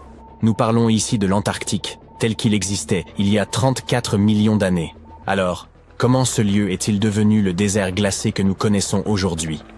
Il apparaît qu'une combinaison de la chute des concentrations en dioxyde de carbone et d'importants bouleversements tectoniques a profondément transformé cet ancien paradis exempt de glace en un continent gelé. Il y a environ 50 millions d'années, les niveaux de CO2 atteignaient des sommets impressionnants, oscillant entre 1000 et 2000 parties par million. Toutefois, à mesure que ces concentrations ont diminué, les températures mondiales ont suivi, ouvrant ainsi la voie à la formation des vastes calottes glaciaires qui dominent aujourd'hui l'Antarctique. Pendant que les niveaux de CO2 s'effondraient, l'activité tectonique jouait également son rôle. La séparation progressive entre l'Amérique du Sud et l'Antarctique a donné naissance au passage de Drake, facilitant la formation du courant circumpolaire antarctique. Ce courant puissant a agi comme une barrière, empêchant l'air chaud et les courants océaniques de pénétrer cette région et contribuant à maintenir un climat particulièrement froid. Si vous confondez l'Australie et l'Antarctique, ce n'est pas si absurde, ces deux continents formaient autrefois une seule masse terrestre. En revanche, confondre l'Autriche avec l'Australie est bien plus problématique. Et pour couper court aux rumeurs et blagues d'Internet, non, il n'existe pas en Autriche de service d'assistance destiné à ceux qui pensaient se rendre en Australie. Admirez cette splendide plage rose australienne. Elle n'est pas seulement belle, elle est littéralement précieuse. Ces sables intrigants aux teintes rosées se composent en fait de grenat, une pierre précieuse couramment utilisée en joaillerie. Après avoir analysé ce sable, les géologues ont découvert que les grenats qu'il contenait étaient le plus anciens que les montagnes environnantes. Cela semble paradoxal. En réalité, tout s'explique. L'Australie n'a pas toujours été le continent isolé qu'on connaît aujourd'hui. Il y a des dizaines de millions d'années, l'Australie et l'Antarctique faisaient partie du supercontinent de Gondwana. L'érosion glaciaire a libéré des grenats, qui ont fini par se retrouver sur cette plage. Ces sables se sont formés à une époque où l'Australie méridionale était plate et soumise à un climat frais, bien avant que les montagnes n'émergent. Si la plupart des grenats sont habituellement emportés, ceux-ci ont une riche histoire, remontant aux roches glaciaires de la chaîne transantarctique. En somme, ce sable rose provient d'une ancienne chaîne de montagnes enfouie sous les glaces de l'Antarctique. Non seulement la glace de l'Antarctique renferme des pierres précieuses comme le grenat, mais en y regardant de plus près, vous pourriez même découvrir des bâtiments entiers. Cela peut paraître insensé, mais c'est précisément ce qu'a réalisé un explorateur britannique du nom de Chris Brown, qui a mis au jour une structure entière sous la glace. Lors d'une expédition vers le pôle d'inaccessibilité, tout avait pourtant mal commencé. Chris et son fils ont subi une panne d'avion. C'est alors qu'ils ont repéré un buste de Lénine émergeant de la neige. Cet endroit s'est révélé être une ancienne station météorologique. Malgré les températures glaciales, Chris et son fils Mika ont pris grand plaisir à explorer cet endroit unique. Chris s'est fixé un objectif audacieux, conquérir les 7 pôles d'inaccessibilité terrestre. Jusqu'à présent, il en a déjà atteint 5. Vous savez probablement déjà que l'Antarctique est le plus vaste désert de la planète, bien plus étendu que le Sahara ou le Gobi. Pourtant, en dépit de son extrême aridité, ce continent abrite une cascade pour le moins étrange. Située dans les vallées sèches de McMurdo, cette chute d'eau, haute de 5 étages, donne l'impression de déverser de l'hémoglobine. Ce phénomène fascinant porte d'ailleurs un nom évocateur, les chutes de sang. Bien que cette cascade cramoisie puisse sembler étrange, voire inquiétante, son origine s'explique facilement. L'eau qui alimente ce phénomène était à l'origine un lac salé, mais elle a été progressivement isolée du monde extérieur par la formation de glaciers. Aujourd'hui, cette eau millénaire repose à environ 400 mètres sous la surface et a atteint une salinité 3 fois supérieure à celle de l'océan. Chargée en fer, elle ne reçoit ni oxygène ni lumière. Lorsqu'elle s'infiltre à travers une fissure du glacier et entre en contact avec l'air, le fer s'oxyde, donnant à l'eau sa teinte rouge foncée, semblable à de la rouille. On croit souvent à tort qu'aucune espèce d'insecte ne vit en Antarctique. Pourtant, ce n'est pas tout à fait vrai, car un minuscule moucheron, connu sous le nom de Belgica antarctica, y a élu domicile. Par ailleurs, on y trouve également quelques araignées. Ces araignées ne sont pas celles que vous trouvez nichées dans les coins sombres de votre maison. Ce sont des créatures marines qui vivent dans l'obscurité glaciale des profondeurs de l'océan Antarctique. Ces arthropodes étonnants peuvent atteindre une envergure d'environ 50 cm. Comme si leur taille n'était pas déjà impressionnante, elles respirent aussi grâce à de petites ouvertures situées dans leurs pattes. Si l'on vous demande quelle couleur vous associez à l'Antarctique, vous penserez sans doute au blanc, tout comme moi. Cependant, ce continent glacé peut parfois évoquer une tranche de pastèque. Cette neige colorée doit son aspect à une micro-algue robuste appelée Chlamydomonas nivalis. Lors des mois d'été en Antarctique, lorsque les températures remontent, ces algues libèrent des spores aux teintes éclatantes de rouge et de vert, donnant à la neige des couleurs vives et surprenantes. Toutefois, il est préférable de ne pas s'en approcher, car cette neige, bien que fascinante, est également toxique et absolument impropre à la consommation. La recherche de fossiles est toujours passionnante, mais quand cela se fait dans l'un des lieux les plus isolés de la planète, l'aventure devient encore plus exaltante. Une équipe de scientifiques pluridisciplinaires a récemment réalisé une découverte exceptionnelle, ramenant plus d'une tonne de fossiles de vie marine ancienne, de dinosaures et d'oiseaux datant de la période du Crétacé supérieur, il y a environ 71 millions d'années. Leur périple a commencé par un vol vers l'Amérique du Sud, suivi d'une traversée de 5 jours du redoutable passage de Drake. Une fois arrivés en Antarctique, ils ont établi leur campement en utilisant des hélicoptères et des bateaux pneumatiques. Vous vous demandez peut-être, pourquoi rechercher des fossiles en Antarctique, malgré la glace omniprésente? En réalité, certaines zones révèlent à des affleurements rocheux selon la saison. L'équipe s'est rendue sur l'île James Ross, située sur la péninsule antarctique, durant les mois de février et mars. Il s'agit d'une période estivale où les roches de cette région, datant parfois de l'ère des dinosaures, sont exposées. L'expédition a porté ses fruits, avec la découverte de plus d'une tonne de fossiles remarquables. Les spécimens seront d'abord transportés au Chili, avant d'arriver au musée Carnegie d'histoire naturelle de Pittsburgh. Parmi ces découvertes, des fossiles datant d'environ 71 millions à 67 millions d'années, comprenant des escargots, des palourdes et diverses créatures marines, témoignent de la richesse de cet ancien patrimoine. Regardez ce ver marin intrigant. On pourrait imaginer qu'il vivrait à Los Angeles et deviendrait la star d'un film d'horreur, mais il préfère les eaux glaciales de l'océan austral, près de l'Antarctique. Ces vers impressionnants peuvent atteindre jusqu'à 20 cm de long et 10 cm de large. Cependant, leur apparence terrifiante est trompeuse. Des études montrent qu'ils jouent un rôle essentiel dans le maintien de l'équilibre des écosystèmes. Quant à leur tête, ne vous méprenez pas. Ce n'est qu'une gorge rétractable, pourvue de dents, qui leur permet de se nourrir efficacement. L'Antarctique regorge de créatures insolites et quelque peu effrayantes. Laissez-nous vous présenter le Promachocrinus fragarius. Contrairement à Patrick de Bob l'éponge, elle ressemble plutôt à une créature abyssale digne d'un film d'horreur. Imaginez, 20 bras sinueux, certains atteignant jusqu'à 20 cm, ornés de petites bosses étranges. De quoi donner des frissons? Non. En 2014, des chercheurs ont enfoui 34 sismographes sous la neige de l'immense plateforme de glace de Ross, une véritable plaque de glace de la taille du Texas, flottant sur l'océan austral. Ces appareils ingénieux ont capté un bourdonnement presque constant. Bien que ces sons, à très basse fréquence, échappent à l'ouïe humaine, les scientifiques ont réussi à les rendre audibles, et ils ont même partagé cet enregistrement étrange en ligne. Un glaciologue de l'université de Chicago explique que si ce bourdonnement était perceptible par nos oreilles, il évoquerait une nuée de cigales envahissant un jardin en plein été. Cependant, ces experts des glaciers ne cherchaient pas de son mystérieux mais surveillaient la barrière de Ross, car le réchauffement climatique fait fondre la glace à une vitesse inquiétante, plus rapide encore qu'un sorbet sous le soleil estival. Les plateformes de glace jouent un rôle crucial, un peu comme des bouchons de sécurité, empêchant d'énormes masses de glace de plonger dans l'océan.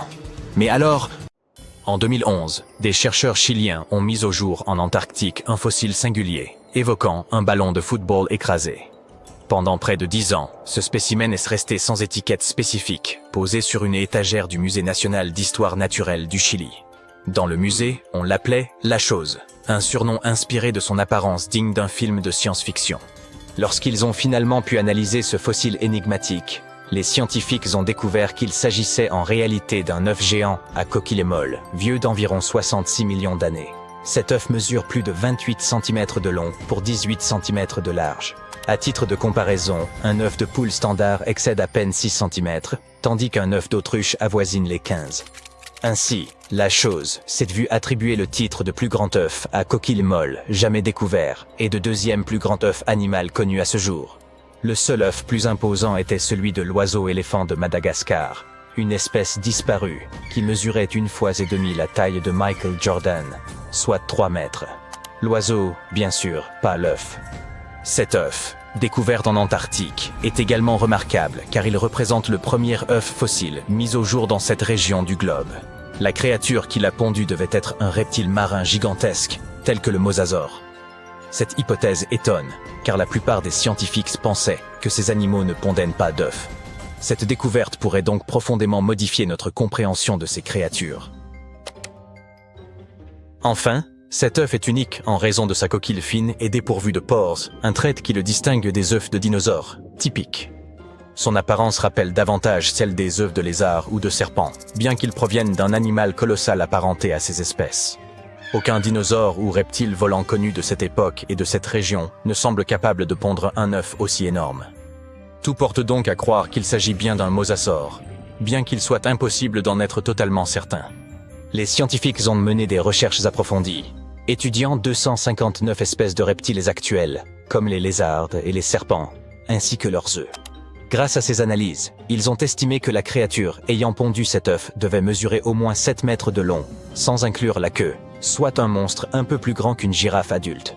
Durant la fin du Crétacé, il y a environ 105 à 66 millions d'années, cette région de l'Antarctique aurait pu servir de pouponnière. Des ossements de jeunes mosasaures et plésiosaures y ont été découverts, aux côtés de ceux d'individus adultes. En Norvège, des archéologues ont réalisé une découverte remarquable en retrouvant des dizaines de flèches, cachées dans la glace depuis près de 6000 ans. Ces flèches, révélées par la fonte d'une vaste plaque glaciaire dans les hautes montagnes, couvraient une superficie équivalente à 45 terrains de football. En 2014 et 2016, lorsque les étés ont été particulièrement chauds, les scientifiques ont exploré cette zone connue sous le nom de Langfon. Ils ont également découvert de nombreux ossements et bois de renne. Certaines flèches étaient intactes, tandis que d'autres étaient fragmentées. 5 pointes de flèches ont aussi été retrouvées autour de la zone en dégel. Ce site a révélé davantage de flèches que tout autre site glaciaire dans le monde. Parmi les 68 flèches identifiées, certaines remontaient à l'époque néolithique, tandis que les plus récentes dataient du XIVe siècle de notre ère. La glace agit comme une véritable machine à remonter le temps, conservant presque parfaitement ce qui s'y trouve. Langfon a acquis sa renommée comme l'un des premiers sites glaciaires jamais étudiés, après qu'un randonneur y a découvert une chaussure en cuir vieille de 3300 ans, non loin du bord. Les scientifiques continuent d'analyser ces lieux pour comprendre leur utilisation par les humains et les changements subis par les plaques glaciaires, de la Norvège à l'Amérique du Nord, au fil des siècles. Il y a environ 32 000 ans, un écureuil a enterré des graines près d'une rivière en Sibérie. Cela évoque-t-il à d'autres des souvenirs de l'âge de glace? Ces graines appartenaient à une plante aux délicates fleurs blanches, la silène Stenophylla. Des milliers d'années plus tard, une équipe de chercheurs a retrouvé ces graines profondément enfouies dans le sol gelé, à une profondeur équivalente à celle d'un immeuble de 12 étages. Les graines étaient enfouies dans la glace, entourées d'ossements d'animaux comme des mammouths, des bisons et des rhinocéros laineux. Les graines les plus matures avaient été abîmées, peut-être par l'écureuil lui-même, mais certaines graines plus jeunes conservaient encore des tissus viables. Les scientifiques les ont minutieusement extraites et placées dans de petits récipients pour favoriser leur croissance. Et maintenant, la partie la plus incroyable. Ils ont réussi à faire pousser ces plantes. Leurs fleurs présentaient des formes légèrement différentes de celles de la même espèce qui poussent aujourd'hui. Au bout d'un an, cette plante de l'ère glaciaire a même produit de nouvelles graines. Ces résultats ont conduit les chercheurs à suggérer que le permafrost pourrait servir de réservoir d'un ancien patrimoine génétique, où des espèces disparues pourraient être retrouvées et ramenées à la vie. Des chercheurs, à bord d'un brise-glace en Antarctique, étaient à la recherche de baleines lorsqu'ils ont fait une découverte beaucoup plus surprenante. Une caméra placée derrière le navire, pesant autant qu'une voiture, a capté l'image de 60 millions de nids de poissons des glaces, répartis sur le fond de la mer de Weddell. Les nids, espacés d'environ 25 cm dans toutes les directions, s'étendaient sur une superficie de 240 km², soit légèrement plus que la taille de Washington, D.C. La colonie possédait même une limite bien définie, visible comme une ligne tracée dans le sable. Les scientifiques exploraient cette région pour étudier un site océanique particulier où l'eau était légèrement plus chaude que celle environnante. Dans cette eau réchauffée, ils ont observé de minuscules organismes, appelés zooplanctons, près de la surface. Lorsqu'ils éclosent, les jeunes poissons des glaces nagent vers cette zone pour se nourrir de zooplancton avant de redescendre vers le fond marin pour grandir et, à leur tour, se reproduire. Avec une telle abondance de nourriture, leur présence dans cette eau plus chaude semblait logique. Cependant, personne ne s'attendait à découvrir un nombre aussi impressionnant de nids de poissons des glaces, bien plus que ce qui avait été observé jusque-là. L'Antarctic Heritage Trust de Nouvelle-Zélande a découvert d'anciens négatifs dans une cabane en Antarctique. Ces clichés se sont avérés être des images rares de l'expédition du groupe de la mer de Ross, une tentative célèbre mais infructueuse menée par Ernest Shackleton entre 1914 et 1917. Son ambition était d'être le premier à traverser l'Antarctique par voie terrestre, reliant la mer de Weddell à la mer de Ross en passant par le pôle Sud. Cependant, l'expédition a pris une tournure désastreuse lorsque leur navire, l'Aurora, a été perdu en mer. L'équipe a dû s'abriter dans la cabane d'un autre explorateur, le capitaine Robert Falcon Scott, qui avait lui aussi cherché à atteindre le pôle Sud en 1972, sans succès. Les négatifs, fabriqués en nitrate de cellulose, ont été retrouvés collés les uns aux autres dans une petite boîte. Le Trust a ramené les négatifs en Nouvelle-Zélande, où ils ont été soigneusement séparés, révélant 22 images jusque-là invisibles. Bien que de nombreuses photos aient été abîmées, certaines montraient des lieux reconnaissables autour du détroit de McMurdo, une région emblématique de l'Antarctique. L'identité du photographe reste toutefois un mystère. En décembre 2021, des chercheurs ont observé une marque inhabituelle sur la plateforme de glace de Larsen, une immense étendue glacée au large de la côte est de l'Antarctique. Ils ont supposé qu'il s'agissait d'une rivière souterraine et ont foré à près de 500 mètres pour vérifier. Bien qu'ils se soient attendus à trouver de l'eau, ils ont été surpris de découvrir qu'elle abritait de minuscules créatures rapides, appelées amphipodes. Les chercheurs ont également constaté que cette rivière souterraine comportait des courants en couches, se déplaçant dans des directions inattendues et encore mal comprises. Une autre découverte étonnante a marqué leur étude. Le 20 décembre de la même étonnant, des scientifiques ont mis au jour une cité enfouie sous les pyramides d'Égypte. Sa taille est vertigineuse, bien au-delà de celle du plus vaste hypermarché que vous puissiez concevoir. Galeries, chambres souterraines, structures verticales. Nul ne saurait dire aujourd'hui à quoi elles servaient. Commençons par le commencement. Des chercheurs italiens et écossais étudiant la pyramide de Képhren ont identifié ce qui semble être des tunnels secrets sous 3 pyramides distinctes. Cette découverte pourrait remettre en question nos connaissances sur l'Égypte antique. L'expédition baptisée Projet Képhren fut dirigée par Corrado Malanga, basé à Pise, et Filippo Biondi, affilié à l'université de Strathclyde, en Écosse. Leur objectif principal consistait à explorer la pyramide de Képhren, la seconde plus grande du plateau de Gizeh. Sous la pyramide de Képhren, les scientifiques ont mis au jour une imposante structure. Serait-ce une ancienne cité souterraine égyptienne? En analysant minutieusement leurs relevés, ils ont conclu que 8 grandes formations verticales, peut-être des puits ou des conduits, se dissimulaient en profondeur. Ces éléments s'étendent sur près de 2000 mètres, l'équivalent de 2 tours Burj Khalifa, et demi-posées à la suite l'une de l'autre.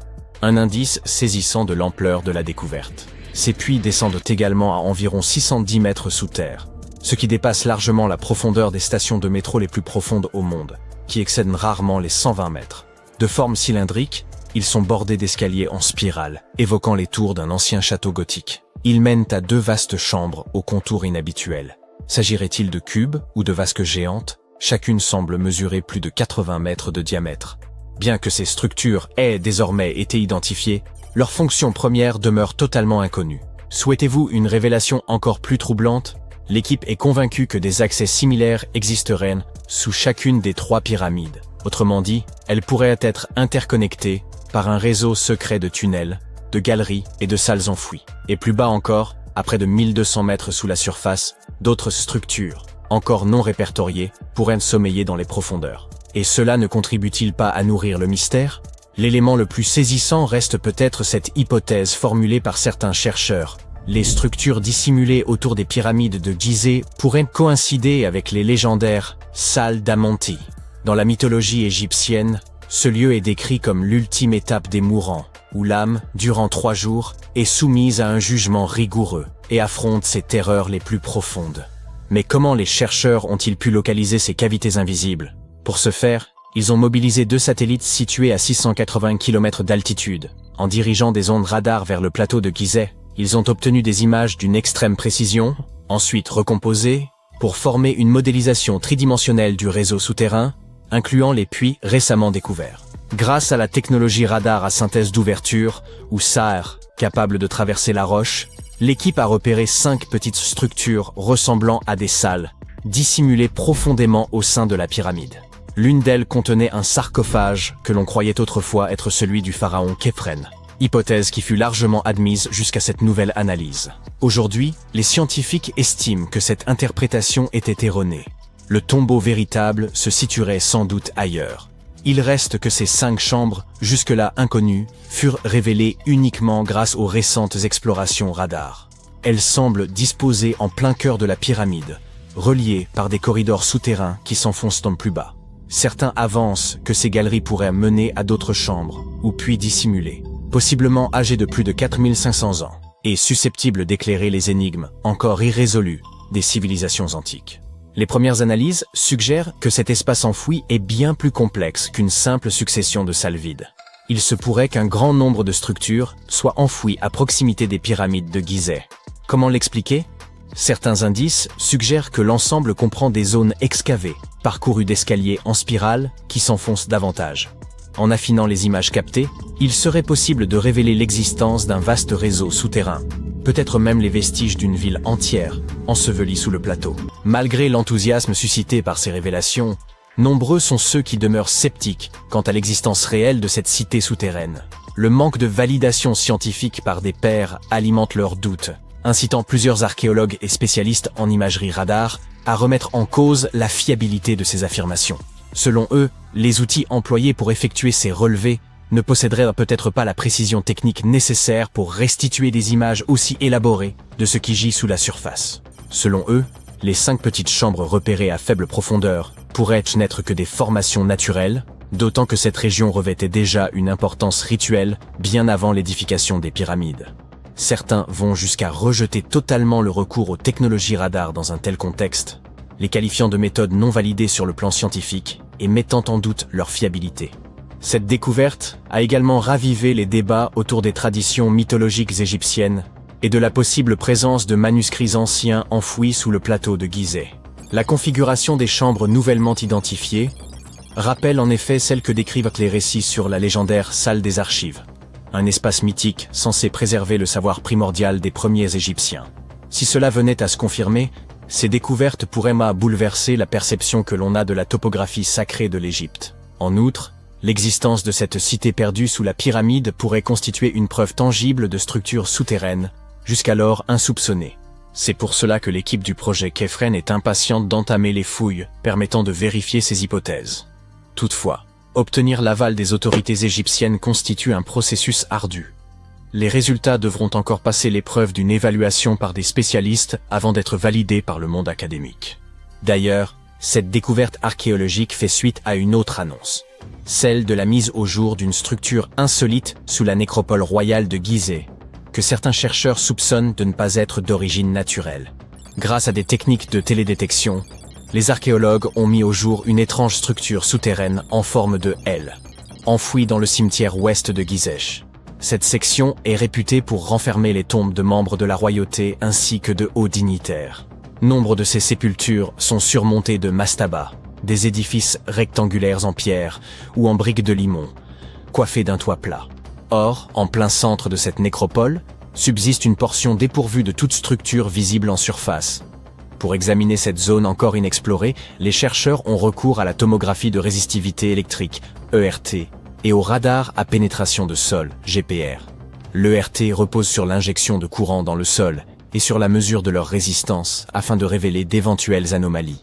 Quant au GPR, il projette des ondes radar dans le sous-sol pour en dessiner les formes selon les échos obtenus. À une profondeur d'environ 2 mètres, les chercheurs ont détecté une anomalie. Elle semblait correspondre à une structure souterraine en L, mesurant au moins 10 mètres de long. D'après les relevés, il est probable que cette structure ait été remplie de sable après son édification. Cette découverte a conduit les chercheurs à envisager plusieurs hypothèses. Il pourrait s'agir d'un mélange de sable et de gravier, ou peut-être d'une cavité d'air.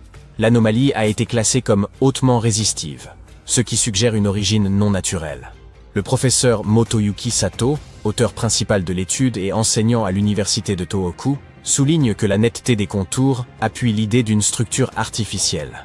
Un autre élément intrigant concernant les pyramides antiques d'Égypte tient à l'idée, longtemps admise par les historiens, qu'elles furent érigées au profit de la royauté et des élites, seules à posséder les moyens nécessaires. Or, des fouilles récentes menées sur le site archéologique de Tombos, situé dans l'actuel Soudan, viennent remettre en cause cette théorie.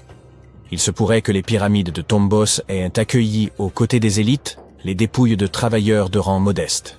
Les membres laborieux des sociétés antiques auraient ainsi pu reposer dans certains des monuments les plus visibles, y compris les pyramides elles-mêmes. Implantées sur les rives du Nil dans l'ancienne Nubie, La localité de Tombos fut annexée par l'Égypte aux alentours de 1400 avant notre ère, lors de sa conquête de la région. Le site fut alors établi dans le but de renforcer la domination égyptienne. On y érigea des pyramides, bien plus sobres cependant que les gigantesques édifices de Gizeh. Les chercheurs ont repris l'étude de 110 squelettes humains exhumés à Tombos, initialement examinés en 2012. Ils se sont concentrés sur l'analyse des anthèses, c'est-à-dire les points d'attache des tendons et des ligaments sur les os. Ce type d'examen permet de mettre en évidence l'intensité du travail physique accompli par un individu. Les contraintes mécaniques répétées lors qu'un travail ardu y laissent des marques nettes, sous forme de relief osseux. Certains ossements présentaient peu de modifications au niveau des anthèses, ce qui laisse supposer qu'ils appartenaient à des personnes aisées. En revanche, d'autres montrèrent des transformations plus marquées, trahissant une vie de labeur et un statut social bien plus modeste.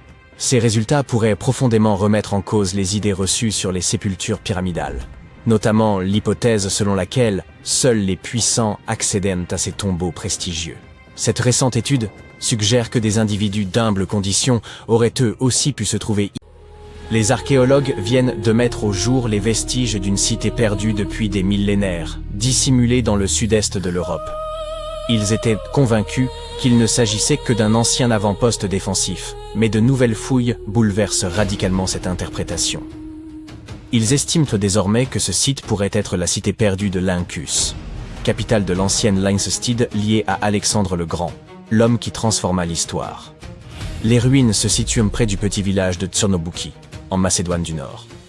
Des mentions existent dès 1966, mais les recherches sérieuses n'ont débuté qu'il y a une quinzaine d'années. Au départ, seuls quelques vestiges avaient été repérés, et l'on pensait à un simple poste avancé chargé de surveiller les Romains venant de l'Ouest. Mais une équipe de scientifiques y est récemment retournée avec des équipements de pointe et a démontré que ce lieu n'était pas un modeste avant-poste.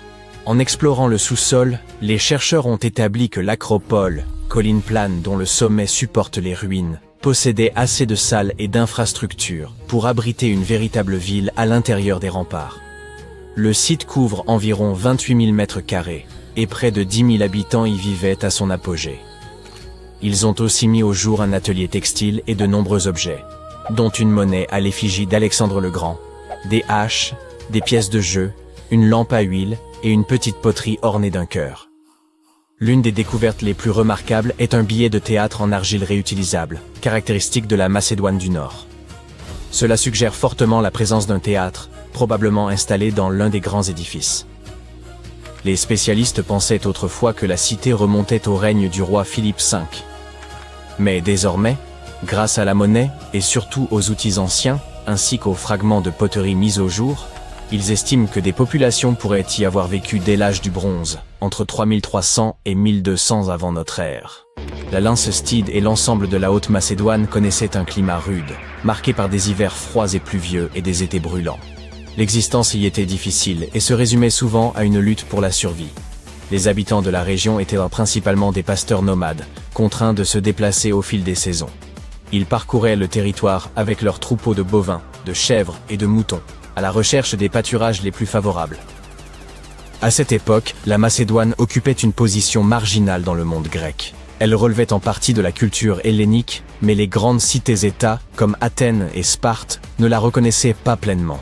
Cette situation périphérique lui permit cependant de combiner traditions grecques et héritages locaux. Peu à peu, sous des souverains tels que Philippe II et Alexandre le Grand, elle s'imposa et transforma profondément l'ensemble du monde antique. Les nouvelles découvertes réalisées à Tchernobouki révèlent à quel point l'ancienne Macédoine était connectée et influente, d'autant que la cité se trouvait sur les routes commerciales menant à Constantinople. De grandes figures historiques telles qu'Octave et Agrippa ont peut-être traversé la région en route pour affronter Cléopâtre et Marc-Antoine. Le site pourrait également correspondre à la capitale perdue de l'ancien royaume de Lyncestis, ou Lynkos. Certains spécialistes estiment qu'une grande ville de Haute-Macédoine pourrait être le lieu de naissance de la reine Eurydice I, mère de Philippe II de Macédoine, qui s'empara de la Lyncestide au IVe siècle avant notre ère.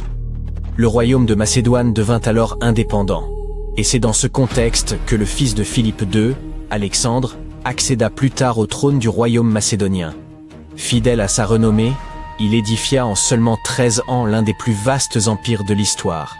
s'étendant de la Grèce jusqu'à l'Égypte et à l'Inde, avant de mourir à l'âge de 32 ans. Les chercheurs comptent désormais approfondir l'exploration de ce site majeur afin de mieux comprendre les premières civilisations européennes. Cette découverte remarquable a été rendue possible grâce au lidar. Cet outil de télédétection permet de cartographier, sur de vastes territoires, des données telles que la hauteur de la végétation, la densité des forêts et de nombreux autres détails. Le lidar est un système actif, produisant sa propre énergie sous forme de lumière pour analyser le terrain. Un laser émet des impulsions extrêmement rapides, qui atteignent le sol et se réfléchissent sur des éléments comme les constructions ou les branches d'arbres. Le capteur recueille ensuite cette lumière réfléchie et l'enregistre.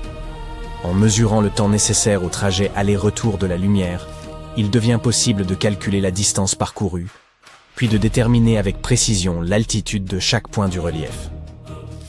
Des scientifiques ont récemment mis au jour une autre cité disparue grâce à cette même technologie. Nommée Giengola, elle était demeurée dissimulée sous l'épaisse jungle mexicaine pendant près de 6 siècles. Durant tout ce temps, les chercheurs pensaient n'y trouver qu'une forteresse abandonnée. L'accès demeura impossible jusqu'à ce que le lidar permette, depuis un avion, d'obtenir en seulement 2 heures un modèle tridimensionnel complet du site. Giengola fut édifiée à l'époque précolombienne, entre 1350 et 1521. Elle s'étendait sur 360 hectares, comptait plus de 1100 édifices, près de 4 km de murailles défensives et un vaste réseau de voies intérieures. La cité présentait un plan urbain soigneusement organisé, avec temples, terrains de jeux de balles et quartiers distincts pour les élites et pour le peuple. Elle constituait un centre majeur pour les apothèques, installés dans la région depuis environ 600 avant notre ère.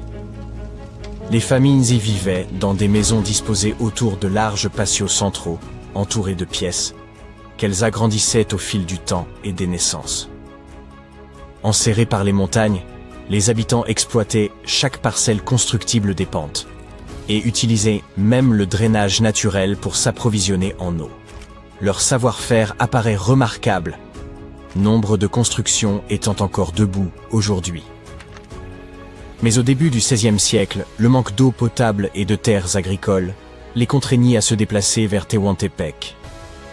Les archéologues entendent désormais approfondir l'étude de l'organisation zapotèque, de leur système politique et de leur premier contact avec les Espagnols, en analysant l'ensemble des 1170 bâtiments révélés par le lidar, un travail qui nécessitera plusieurs années.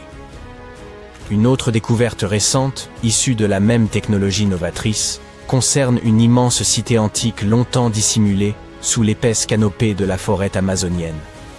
Un vaste réseau de maisons, de places, de routes et de canaux reposait à l'ombre d'un imposant volcan. Beaucoup de chercheurs pensaient jusqu'alors que les anciens peuples amazoniens vivaient dans de modestes huttes et défrichaient quelques clairières pour subsister.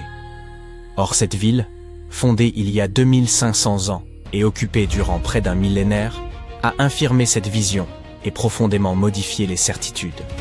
Les scientifiques estiment désormais que des dizaines, voire des centaines de milliers d'individus vivaient au sein de sociétés urbaines complexes. Les relevés ont révélé 6000 plateformes rectangulaires d'environ 20 mètres sur 10 et hautes de 2 à 3 mètres, groupées autour de places centrales, reliées par des routes parfaitement rectilignes et des axes se croisant à angle droit. L'une de ces voies atteignait 26 km. L'aménagement de tracés aussi réguliers exigeait un effort considérable, et certaines routes pourraient avoir revêtu une signification spirituelle ou cérémonielle. La prospérité de cette civilisation reposait sur les sols fertiles du volcan voisin, qui pourrait aussi avoir contribué à son déclin.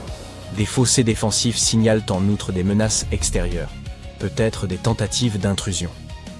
Les chercheurs s'apprêtent maintenant à étudier les 300 km² adjacents afin de mieux comprendre cette société étendue et complexe, susceptible d'avoir dépassé en ampleur les célèbres civilisations mayas du Mexique et d'Amérique centrale. Vous êtes-vous déjà retrouvé devant un monument célèbre en ne ressentant que de l'ennui ? Par exemple, la fois où vous avez grimpé jusqu'au sommet de la Tour Eiffel ? Eh bien, sachez qu'à quelques rues se dresse un autre monument, et que celui-ci vous aurait époustouflé. Caché en plein jour sur la place de la Concorde, un obélisque égyptien vieux de 3300 ans cache certains des plus juteux secrets du pharaon Ramsès II. C'est exact, des messages gravés dans la pierre, et tout ça littéralement sous votre nez depuis toujours, sans que vous n'en sachiez rien. Non, ceci n'est pas un épisode de la série Trésor perdu. Nous sommes dans la réalité, et il a fallu un Indiana Jones de chair et d'os pour déchiffrer ce code secret. Alors, plantons le décor. Vous avez probablement déjà vu ce bloc de pierre, n'est-ce pas? Atteignant les 23 mètres de hauteur, ce pilier massif en granit vient de Luxor, en Égypte, et se dresse au cœur de la capitale française depuis 1836. Il est couvert de hiéroglyphes, et pendant des années, tout le monde a cru que nous les avions déjà déchiffrés, que le mystère était entièrement résolu. Voici Jean-Guillaume Hollette-Pelletier, un égyptologue français et expert en cryptologie qui murmure à l'oreille des monuments à ses heures perdues. En gros, si Indiana Jones troquait son fouet contre des lunettes de lecture et des jumelles, vous obtiendriez ce gaz-là. Il a un passe-temps assez inhabituel. De temps en temps, il se rend au pied de l'obélisque et lit les hiéroglyphes, pour le plaisir.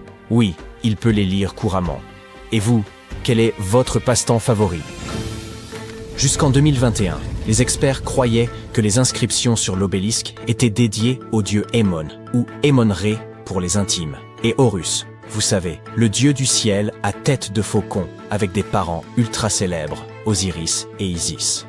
Mais pendant l'une de ces petites séances de lecture, Hollette-Pelletier a remarqué quelque chose d'étrange. Certains des hiéroglyphes ne faisaient pas que chanter les louanges des dieux. Ils donnaient des indications, littéralement, vers l'entrée du temple de Luxor. Mais attendez, c'est encore plus intéressant avec un peu de contexte. Les obélisques d'Égypte n'étaient pas des éléments de décoration destinés à orner des jardins. Ils étaient généralement placés à l'entrée des grands temples, comme celui de Luxor. C'est là que celui dont nous parlons se trouvait à l'origine. Il symbolisait le dieu soleil, Ra, et était destiné à représenter un rayon de soleil figé dans la pierre. En gros, c'étaient des points d'exclamation géants et sacrés qui témoignaient de la connexion divine et du pouvoir du pharaon. Ramsès II en avait fait ériger 2 à l'entrée de Luxor pour honorer les dieux, et, bien sûr, pour se faire un peu mousser. Celui-ci fut expédié en France dans les années 1830 comme cadeau du gouverneur d'Égypte, Méhémet Ali, rien à voir avec le boxeur, et il attendait depuis tout ce temps que quelqu'un s'intéresse à lui d'un peu plus près. Déplacer l'obélisque à Paris ne fut pas une mince affaire. Il pesait plus de 220 tonnes et dut être transporté sur un navire spécialement construit, appelé le Luxor. Quelle originalité! Le coût total du transport équivaut aujourd'hui à 19 millions de dollars. Fait intéressant, un obélisque identique se dresse encore à Luxor, ce qui permet aux chercheurs de comparer les 2 structures lors de leurs études. C'est intentionnellement qu'on avait construit 2 obélisques. Ils devaient guider l'œil et l'esprit vers des espaces sacrés. Heureusement pour nous, Jean-Guillaume a fait le bon choix en se penchant sur ce monument. L'obélisque était en cours de restauration pour les Jeux Olympiques. L'échafaudage était monté, lui offrant un accès rare jusqu'au sommet. Armé de jumelles et d'une échelle, il s'est retrouvé face à des parties du pilier que la plupart d'entre nous ne peuvent apercevoir qu'en plissant les yeux depuis la rue, tout en bas. Et c'est à ce moment qu'il a découvert quelque chose d'incroyable. Il s'avère que les anciens Égyptiens ne s'amusaient pas à graver des symboles au hasard dans la pierre. Ils avaient quelque chose de bien plus intéressant en tête, des crypto-hiéroglyphes.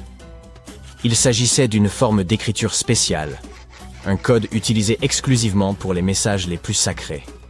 En gros, des émojis antiques réservés aux VIP. Tandis que les prêtres normaux pouvaient lire les hiéroglyphes normaux, les crypto-hiéroglyphes étaient réservés au cercle intime du pharaon. Aujourd'hui, seules 6 personnes sur Terre peuvent les lire couramment. Et devinez quoi? Notre ami Jean-Guillaume est l'une d'entre elles. Maintenant, les choses deviennent encore plus fascinantes. Normalement, les hiéroglyphes écrits sur des monuments se lisent de haut en bas et de droite à gauche. Assez simple. Mais Jean-Guillaume a un jour décidé de changer de méthode et de les lire horizontalement au lieu de verticalement. Il a alors commencé à repérer des motifs étranges, des phrases et des symboles qui étaient restés cachés à la vue de tous pendant près de 200 ans. Certains de ces messages étaient si habilement cachés qu'on ne pouvait les comprendre qu'en tournant autour de l'obélisque d'une manière très précise. Il appelle cela la cryptographie en 3D. Et oui, Cet obélisque est comme un immense Rubik's Cube. Selon l'angle sous lequel vous le lisez, le message changera du tout au tout. Oui, l'Égypte ancienne a en quelque sorte inventé l'effet lenticulaire, bien avant que les cartes Pokémon ne le rendent populaire. Bien, alors, que dit le message? Heureux vous demandiez, ce ne sont pas simplement des notes concernant le passé. Ce sont des trésors politiques. Une inscription loue Ramsès II en tant que figure divine que personne ne pouvait détrôner. Une autre indique que le roi a fait des offrandes au dieu Amon, et pas parce qu'il était sympa, c'était une manœuvre politique importante.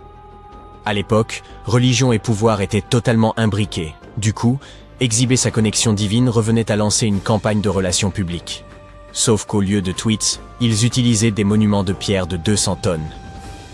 Ramsès II n'était pas un souverain ordinaire, soit dit en passant. Il a régné pendant plus de 60 ans et sa carrière a été aussi réussie que celle de Beyoncé. Il a gagné des batailles, ou du moins l'a prétendu, construit des villes, des temples et des statues de lui-même partout en Égypte, et il s'est déclaré Dieu vivant. Lorsqu'il a commandé ces obélisques, ce n'était pas simplement pour avoir des monuments, c'était pour communiquer sa propagande aux prêtres, aux nobles et aux dignitaires de l'époque. En fait, Ramsès II était si habile dans l'art de l'autopromotion qu'il se pourrait bien qu'il soit l'inventeur de ce que l'on appelle aujourd'hui le rebranding. Il a revendiqué la victoire de la bataille de Kadesh, même si elle s'est terminée par une impasse, et a ensuite fait graver son triomphe sur les murs et les monuments de l'Égypte entière. L'obélisque de Luxor était une autre façon pour lui de renforcer ses pouvoirs divins chaque fois que quelqu'un passait et lisait son texte. Et voici la cerise sur le gâteau. Certaines de ces inscriptions furent placées de manière à être vues par les nobles qui arrivaient en bateau pour des festivités. C'est probablement la raison pour laquelle elles ne peuvent être lues que sous un certain angle. Du bas de l'obélisque, vous ne pouvez rien voir de significatif. Mais à un angle de 45 eaux, depuis les eaux agitées du Nil, vous voilà captivé. Imaginez-vous débarquant pour une célébration religieuse et apercevant ce texte immense gravé dans la pierre. Et vous, Ramsès a été choisi par les dieux, ne l'oubliez pas. Subtil? Pas vraiment. Efficace? Sans aucun doute. Certaines inscriptions sont même à double sens. Une ligne énonce par exemple le titre royal complet de Ramsès II, mais lue différemment, elle dit qu'il a la vie éternelle. C'est du branding de haut niveau. On l'entend presque dire « Regardez-moi, je suis toujours tendance après plus de 3000 ans ». Pendant des décennies, les chercheurs ont cru que ce monument nous avait révélé tous ses secrets. Mais grâce à des passionnés et à leur patient travail, ainsi qu'à de nouveaux instruments, nous savons maintenant qu'il reste encore beaucoup de choses à découvrir. Les recherches complètes d'Olette Pelletier n'ont pas encore été officiellement publiées, mais ce qu'il a découvert bouleverse déjà ce que nous pensions savoir sur les monuments de l'Égypte ancienne. Bien sûr, tout le monde n'est pas encore convaincu. Certains érudits sont sceptiques, notamment quant à l'idée selon laquelle les nobles en bateau pouvaient réellement distinguer ces messages. Faire de la publicité dans l'Antiquité n'était pas simple. Même si votre panneau publicitaire mesurait 23 mètres de haut, il vous fallait quand même le bon angle et le bon public. Alors, la prochaine fois que vous serez à Paris en train de contempler l'obélisque tout en sirotant votre café au lait hors de prix, souvenez-vous, vous ne regardez pas simplement un presse-papier luxueux du 19e siècle. Vous vous trouvez devant une véritable campagne de relations publiques, un puzzle en 3D et une démonstration de force vieille de 3300 ans de Ramsès II lui-même. Et soyons réalistes. Si cet obélisque a pu nous cacher ses messages pendant aussi longtemps, qui peut dire qu'il nous a tout révélé? Alors prenez votre loupe, canalisez l'égyptologue qui sommeille en vous, et rappelez-vous, le véritable trésor, ce n'est ni l'or ni les bijoux, c'est l'histoire gravée dans la pierre.